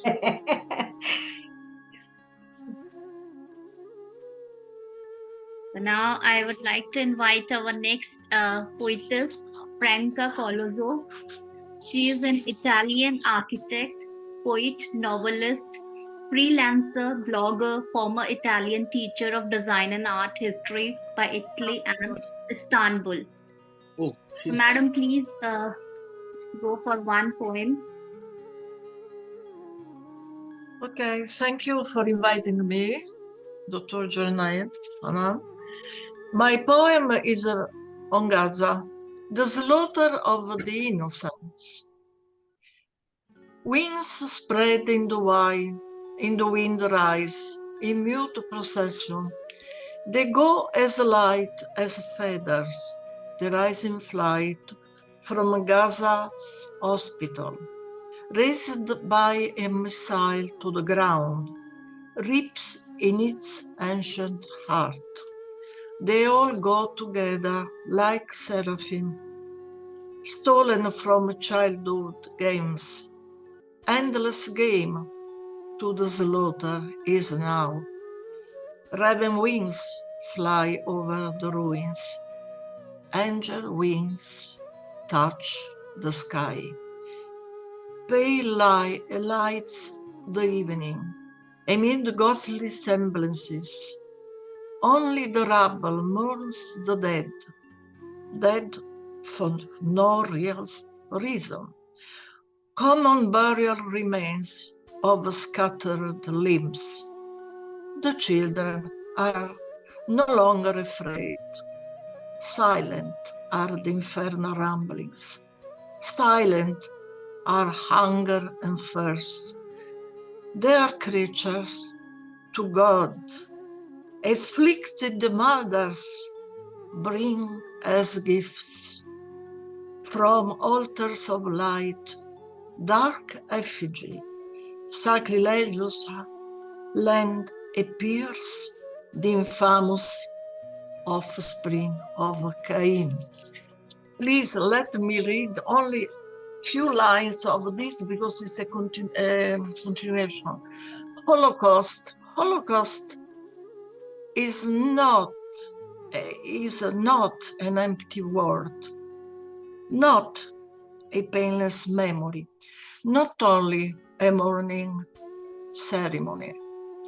Holocaust is a persecution, genocide of Hebrews, distress without conclusion, diaspora and consumption, no peace in the promised land, no faith to forgotten people.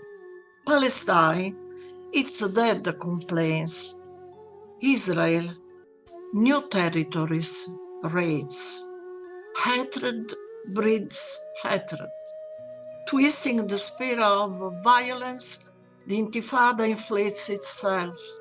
of a human endless madness. The blood invasion of Gaza spreads death and devastation and finds in the promised land the roots of a bad division. I have finished. Thank you so much for inviting me and for giving me this occasion to read my last poems about the very bad situation in Middle East, Gaza. Thank you, Dr. Jornail, and all members here. Bye. Thank you. All right. Thank you, ma'am. Now, I would like to invite our next guest poet, Dr. Rosie Lydia. Dr. Rosie is present here. Yes. Dr. Rosie is a writer, trainer, and a passionate educator. She has published her creative works in 30 international and national volumes and has a flair to touch the hearts of youth. I would like to invite you, ma'am, to read one of your poems. Yeah, thank you so much for the invite.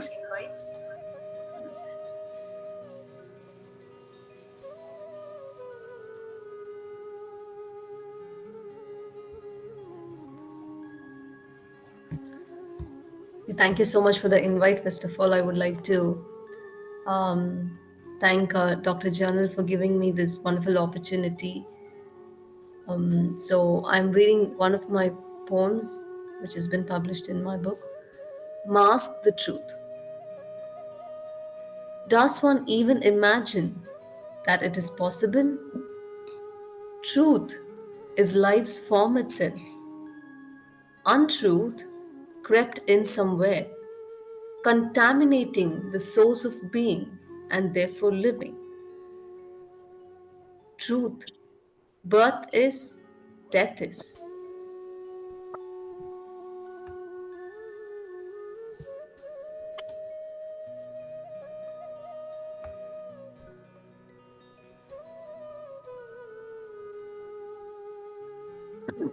Rosie? Sir? Yes, carry on. Yeah, yes, sir.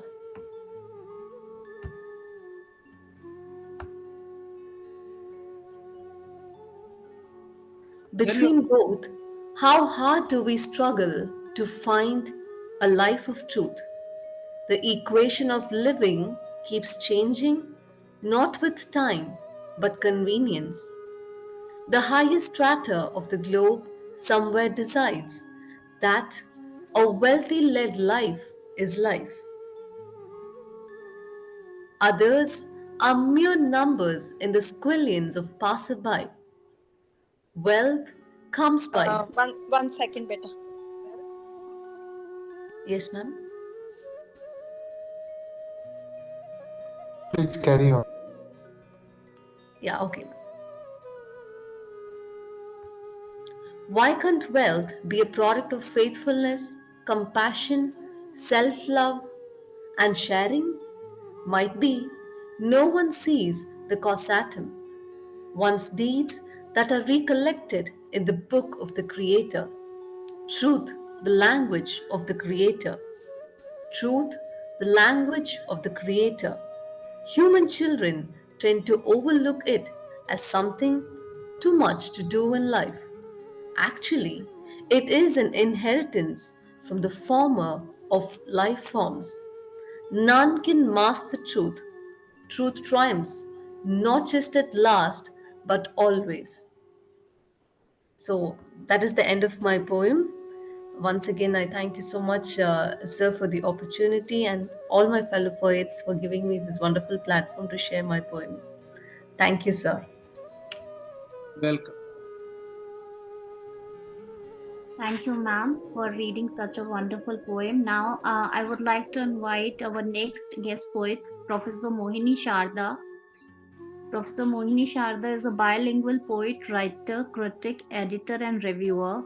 and she has been Director Women's Studies Center and member of Juvenile Justice Board Punjab also, and her papers have been published in various conferences and seminars. I would like to invite you, ma'am, for reading one of your poem here. I start with gratitude to Dr. Anand. Am I audible? Yes, ma'am. Yes. Okay. I start with gratitude to Dr. Anand and a very warm hello to all the poets. My poem is titled Silence and Me. Silence has varied hues, some disenchant, many entice. The silence of the cold grave, of the deserted, desolate, haunted homes, of dreary, endless stretch of a desert land where no feet ever trod, of the majestic ruins where kings and queens may have been, I dread. But the speck of a moment, when the winds drop their sails and settle drowsily in a vast expanse, when the trees stop swaying their long limbs and the leaves fall into a slumberous state, when the yellow flame of a charmed sunset hangs low in the west, when sun-flushed pine trees cast long silent shadows, when hills and dales seem in silence dressed, and a silence on aged pinnacles forever rests, silence speaks most loudly to me. When stars twinkle and the full-faced moon smiles, when the dew falls gently from the wintry skies, when gushing streams lose their murmur and in stupor flow, when the heifers cease to moo, owls no longer shriek and hyenas whoop, it is then the silence speaks loudly to me. In this silence, the pain of rejection, the pain of failed dreams, the hurt of the words said or meaningfully left unsaid melts. This silence eases my creased brow. Then the universe seems to open its arms in grace and holds me tight in its tight embrace. Try as I might, I can't hold that elusive moment in my palm any more than I can hold the moonlight. But it speaks to me a language. The silence speaks to me a language my soul understands. My soul understands. Thank you so much for all your patient hearing. Thank you, Professor Mohini. This is a wonderful poem, and this is all about hypnotizing silence, and we were all silently listening it. Now, Sir Manminder sir and Ashu ma'am are not here, so shall I invite Samar sir? Yeah, go ahead. Okay. Samar Pratap Singh sir has been a poet, reviewer, and an avid reader of contemporary Indo-English literature, and he has published 2 books already, and his 3rd book, Poetry and Criticism, goes to touch the stalls very soon. And he is a signature in Anglo-Indian English literature. I would like to welcome, and it is a great privilege for me to invite sir to read a poem for us. Maya is here. She will.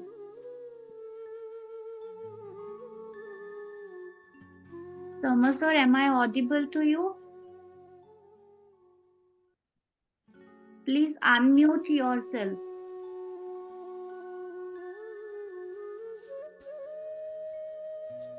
Yeah. Am I audible to you? Yes, yes, sir. I'm very much thankful to Dr. Jarnail Singh sir, and to you also, Sally Ji, Madam Sally. Okay. Yeah. Without wasting the time, it is too much. late at night. So I'm going straight to the poem. The poem is about the current situation, what is prevailing around the world. We are just on the brink of the Third World War. 2 wars we have fought. And we have seen the consequences, what happened in the world. So millions of people lost their lives. And still, after 7th October, we saw the carnage. And so the life is for the serenity and gaiety in the peace-loving world. But the trumpet of prophecy, O wind, says, if winter comes, can spring be far behind? But the distant horizon holds no promises for the language shocked and forlorn. Putrid humanity reeking of blood, of sheer soldiery, inflicted forcefully. The cry from the living cadavers, trickling tears down unseen, utter futility, anarchy, damnation, the gross neglect and helplessness entrenched deep in the world polity. Nightmares life pulsates in panic, rendered to starve on woolly rhetorics, hardly love the empty belly to sleep. Factories stopped belching out smokes, corn barn wear the barren look, left the generation to filch about what dogs abandoned. The garbage, rape, murder, mayhem assume formidable dimensions, while terrorism, the great menace, looms large on the world horizon. The great sadistic Mandarin squares a skeletonic humanism to a scene like Hiroshima, drunk with vanity to veer ahead, showing their zeal and just. No Samaritan to lend a hand, but men move towards the shrines of demons, decked with weapons of Satan's, the church of holy sepulchre, the wailing wall of Jews, and the dome of rock, all bear Antarctican look. No asylum, no rehabilitation, but carnage round the clock. Shrieks and shouts rend the air. The infants, the girls, the women are victims. A quail coos on the broken branch of nature. Men have fallen on the thorns of their own inventions. This is the poem that is written, saying the world how it is fighting for the territory. If there will be no one who will rule upon, the thing is that poetry is the last hope of the mankind, and poetry just goes on evaluating the things, not partially, but just getting impartial. We have been watching the war of Ukraine and Russia.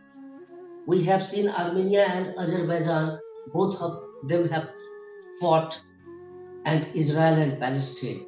Today, they are fighting together. And it is for the territory. If there would be no one, who would be ruling upon? Oh my God. Yes, thank you. Have a nice night. I shall be waiting for you all to listen to you. Thank you. Have a nice night. Thank you, Samarji. So nice of you. Thank you, sir. Sally, ma'am, over to you. Thank you, sir. Thanks a lot. Janil sir, Suchishmita is not here, but she has requested to read one of her very short poem. She is not feeling well. She has joined with us, but later I think she was not feeling well. She had cold, cough, and fever. So she left. You want to read?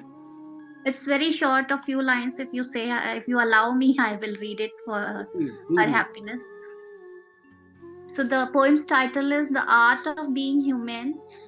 All these days are not in vain, for I have been following the stain of my lessons adds hues of life's gain. Amidst the craziest and wildest meadows of hope, sorrow, and pain, the Venetus shadows lead me to the adventurous lane. While navigating through life's chaotic chain, I dive into the art of being humane. So this poem was by Suchishmita Ghoshal. She is a poet. She is a poetess from West Bengal, India, and the youngest one, maybe I think from all of us here. Yes. Anyway, thank you very much, and so nice of you for doing this wonderfully. All the conduct and. Thank you, sir. This is a wonderful opportunity you have given to me to connect with all of very good poets, and I really liked all the poems. Actually, this was a wonderful, marathon session, and we needed superhuman energy for this. I am really happy and thankful all the anchors who withstood the pressure. And now I request Praneeth to please take over for some time. Yeah, thank you, Dr. Shalini Yadav. It was pleasant and effortless. The entire session went so smooth on your behalf. Thank you so much for putting in all your efforts. Thank you, Shalini, for being with us. Welcome, ma'am. There's so much to learn from you, and Harinder ma'am especially. Both of you are inspiration for me. Thank you. So, ladies and gentlemen, attending a linguistic and a poetic feast from all corners of the world, we are now heading towards the finale of the three-day International World Poetry Conference. So, for the final words on the event, I now invite our very own, the Vice President of the International Academy of Ethics, Dr. Maya Herman-Sekulic, who has joined us, who's tuned in with us from Serbia. Apart from being a poet par excellence, she is a literature enthusiast, a traveler, an avid reader, and a world-acclaimed award-winning writer. So we are privileged to have our Vice President with us. I would invite you, ma'am, to say a few words on the final note of the conference today. Dr. Maya. Hi, Praneeth. Thank you for the introduction. I am very glad I could join you. I was traveling a little bit, had a big evening dedicated to me yesterday in another big town. But anyway, I'm very proud of this fifth World Poetry Conference that achieved amazing quality and quantity as well. So it had to be held 3 days and third day in 3 sessions. I think it might be a world record of interest in poetry. So that gives us all hope that we will somehow build a better world, not the one that is besieged by evil and wars. So I do not like Zoom, but what can we do? I remember 2 last conferences that were alive and that were very exciting, and I hope that our next World Conference will be alive and we will all get together somewhere, perhaps in India. So I wish you all, the participants, all the best and great success in spreading goodness and good words around this globe. I bid you goodbye. Thank you. Yeah, thank you, Maja ma'am. We will definitely try to be live together once again because that warmth is different. We need to have live. Big difference. share vibrations with each other. Thank you for joining us. Thank you. So finally, I would now invite our coordinator, Dr. Molly Joseph, who's the coordinator of the International Academy of Ethics, for her final and formal vote of thanks in the conference. Molly, ma'am. Thank you for the invite, Dr. Parnitz. I think it is going to be 12. The midnight clock strikes 12, and then there can be the crow of the cock. But outbeating all that, how well the 5th World Conference of our poets went on. The voices reverberate. Oh God, what all different voices, faces. I was enjoying it too, every little bit of the second, because it covered a wide gamut, either when dwelling on Hiroshima or dwelling on the contemporary war, or listening to the forest voice of Mr. Mithu or Charles from Nigeria and the dark part of the world where there is so much to be expressed. And as there was that haiku poet, our favorite Indian poet, said, there is that poetry, I want to be that poem that is unsaid in you, so that I can be with you every time. Dear poets, friends, we have gathered from all parts of the world, and my task is to give the word of thanks from the bottom of my heart, because it's a humongous task that we have achieved. Thanks to Dr. Jarnailji. Whatever we may say about the drawbacks of contemporary technology, whatever. We are afraid of AI, everything. But see how we could pull together so many voices, so many faces in such a wonderful, beautiful bead-like form.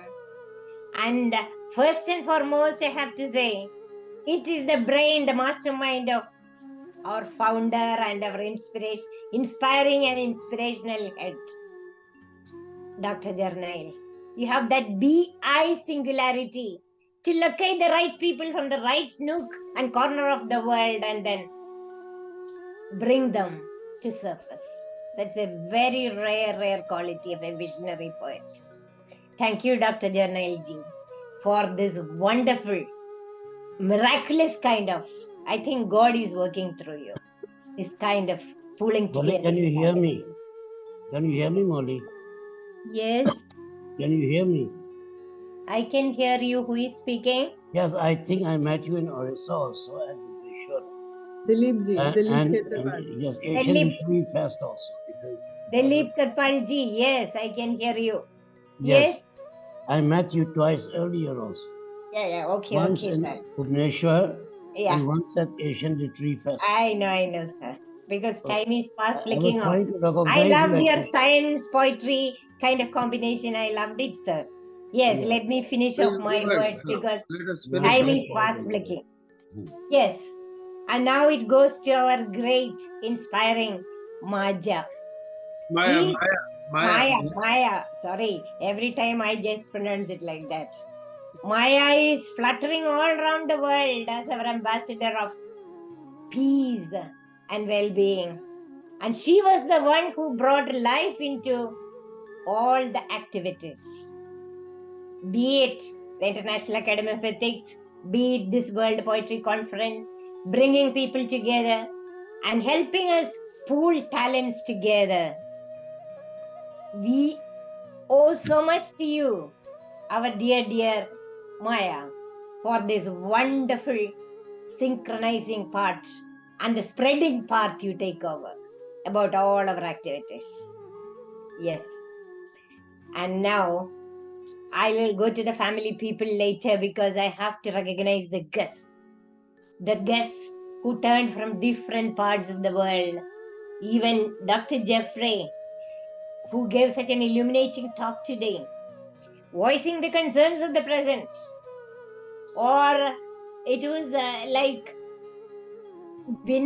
Dr. Vinod Khanna, just focusing on what Hiroshima was, what that little boy did, just bringing it, juxtaposing us to realities. Or be it like all the other people dwelling, Dr. Hamid, all the people dwelling on one facet of the other. I believe, dear poets, we are scripting out lives. That's what we are doing in our own ways, of expression and comprehension. And we do it with minute details unnoticed by others. We can bring it to focus and we become torchbearers. Yes. And I would say all the people, not alone from the outside world, but from India, there came any number of young people. No, we were very happy to listen to Tamali and that age group. Young people, their voices piped up. And there was that ordering element given to the very whole program by Dr. Sharmaji, because that is also needed. Sane voices sometimes sets things in the proper order. And all these people, and I still appreciate all those people who, not bothering about time zone or the geography, still attended. Like Dr. Raleigh James, so many other people attended. Even now, I appreciate Hela Tekali, and I appreciate so many others like Franca, attending it to the full. Last time also she was attending to the full, because listening matters these days so much rather than talking. That way I have to point my fingers at myself also. After having a very delicious dinner, isn't it boring if the word of thanks extends too much? So let me make it like a small sweet dessert. Like, I would conclude this thing by saying the so-called Assad Foundation was doing wonderful things, spreading out. I had been able to attend it last 2-3 years. I have seen the family hospitality with Dr. Jarnail's son, Dr. Manminder, Kiran, Mukesh, so many of them taking it as their task. They were all here. And we basked in the warmth of their way of spreading out to others, reaching out to others. Conferencism. Exactly. So this is a moment for me to thank them also, this Azad Foundation, which makes it happen. These rare things do happen. As Maya put it, it was a very unique global thing that had happened. I had been attending so many other things within my short purview, but this stands definitely unique. And as Rolle was commenting, putting on a comment to me, I am getting enriched to this kind of exposure to great intellectuals, great poetic geniuses. That is what he said. Yes, we learn and unlearn and grow from each one of us. And I would say my Parneet Jaggi, Dr. Parneet, is the backbone of the whole thing, the organizing committee. And the kind of yeoman work she puts in, but keeping aside her academic responsibilities, is really, really marvelous and praiseworthy. This is a moment for you also, Parneet, for us to feel that kind of contentment filtering in. We could be able to accomplish such a thing so beautifully. And all the anchors who came later, even Chima, Harinder Chima, and then there came Dr. Sushminda running the department there with so much of honors and responsibility. She was sparing time and she was so much into it, 100% into it, soulfully into it. And there is our last young anchor, Shalini Yadav. It is teamwork, I would say. Pure teamwork. As Dr. Jarnail put it, the family, they work as a family, hand in hand, we work together. And there is that Rendir Gautam. Have you seen him? He seldom surfaces. Dear world poets, he is the man behind. Sometimes, words do echo, but silence is golden. Invisibility turns so powerful. That is our Dr. Ranveer, who is managing everything behind. This is a great moment for you, for Dear Dr. Ranjit, I thank you from the bottom of my heart. I wish while we live, we are carrying sparks of memories of such a beautiful meet. Sweet memory. And what a break it was when Dr. Kohli came, made us laugh. Typical of him, his tongue in the cheek way of looking at things. What all different variety of human beings we are surrounded with. Let us celebrate this small, great miracle of life. Yeah. Our variety. Each one so unique. So, dear friends, here is Molly signing off by giving a big hug to all of you from all parts of the world. We hold you to our hearts. We will meet again. We'll have similar programs again. And your cooperation really, really matters. It gives us strength. Thank you all. Thank you, Dr. haven't Molly. left out anyone particular. Dr. Jarnailji, every time I'm asking. So nice of you. I think you have included everyone. Thank And you. there is one person who has just arrived who cannot enter at this present, but she was the chairperson of our first session. Mirzana is here. I would like simply to introduce her. We are not, please, Mirzana. Mirza Mizak, okay. Yeah, I must unmute myself. Yeah, Yes, most Mirzana. welcome. You are welcome, but we have finished. The entire thing is over. Yeah. You got up late, actually. Had you got I up must earlier, deeply apologize okay. for the fact that last time I missed the meeting. I simply fall asleep and I was so tired because it was Sunday and I had the working weekend. So I'm deeply apologizing. You know that's Mirzana, we will have another chance, and you stand our standing guest. Okay. Yeah. Yes. Always. Thank you Yeah. so much for coming. Thank you, Dr. Molly. Thank you, Dr. Molly. Thank And I once again thank all the poets, lovers for being so patient, for listening to the entire show. And before we face an allegation of changing our dates of the conference from 26 to 27, so let's part, dear friends. Let's fly away. part with love and prayers in our hearts and Thank you. promises to meet once again very soon again. Thank you. Good night. Namaskar. Thank you once again to everyone, Praneeth and Randhir, all the anchors, Dr. Molly, everyone. Thanks once again. All the best, please.